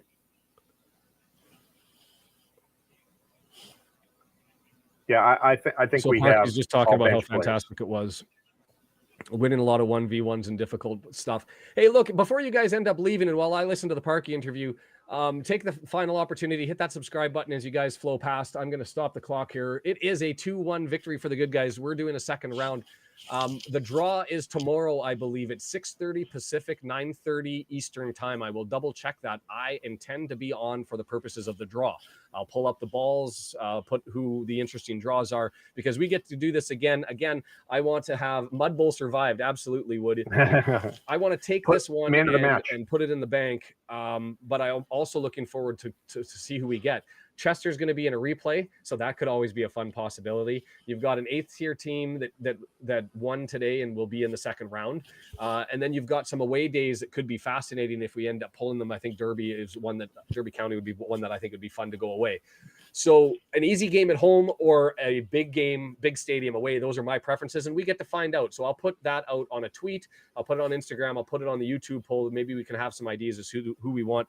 And I'm pretty sure it's 6:30 a.m. and I'll be on for that one so you guys can watch. I can't do the women's game. Look, if you're listening to me and you want to do more of the women's matches and maybe jump on, I want to talk to you about that opportunity because I love doing them. I want to do more, but the reality is I can't ignore my family for 2 days a week, every week. So looking for somebody to potentially share the load, pick up the women's matches on the Sundays. I can jump in. I did listen to it. Enough, no surprises there from from Phil's interview. It was a solid performance. We deserved actually a better fate. I think that could have been easily a 5-1, 6-1 game. I've seen goal.com reported it was at 6:30. So I'll leave that to find out whether that's the actual case or not. And I can't hear Brendan because I got so excited after the win that I ripped everything off of my ears, and now I'm all twisted up in a million different. Stephen has Dalby as man of the match. So the next draw will be on YouTube. You don't have to worry about it. It'll be free there, so you can watch along with it. The YouTube channel to search is FA Emirates Cup or Emirates FA Cup, and you'll find that draw there. Andrew says Mansfield radio felt so biased that you felt ill. That's fascinating to me because I think that this was a one-sided, lopsided game that they're fortunate to even be in. So Catherine, yes to the women's games. If you want, send me a message on Twitter, send me an email, like me on Facebook so that I can find you and we can chat. I'm just looking for somebody to pick up those games. If I can't, I might end up trying to find somebody local who may be interested. There might be I wouldn't mind finding a young player who gets excited about doing some broadcasting. So, Brendan, as always, I owe you a debt of thanks. I'm trying to get my moan down. You're welcome. I've got the wrong headset in. Let's go with this one so I can actually hear you. Wrexham to play Blackpool. Yeah, that's what I was thinking. Blackpool might be a good game. See, it's one of those things superstition-wise. I wasn't really looking at the FA scoreboard prior. Right, because you don't want to look ahead and then end up suffering as a consequence. Yeah. But I will be pulling the balls and that sounds bad. The draw balls, seeing what numbers everybody gets assigned. There are going to be some fascinating replays that are going to have to happen here. Cray Valley Paper Mills plays tomorrow. They're an 8 seed. Chester's going to be one of the replays. And there was another team that started with, I'm going to get it wrong. Somebody help me. Ramsgate. Hey, Leslie. From the 8th round that moved forward. Let's empty. Absolutely. And there's a message there. I mean, this is a game where both teams set forward strong squads. There were certainly substitutes out of it, like out of the main lineup that made, each player was down 2 or 3. Each team was down about 2 or 3 regulars, but they were strong lineups.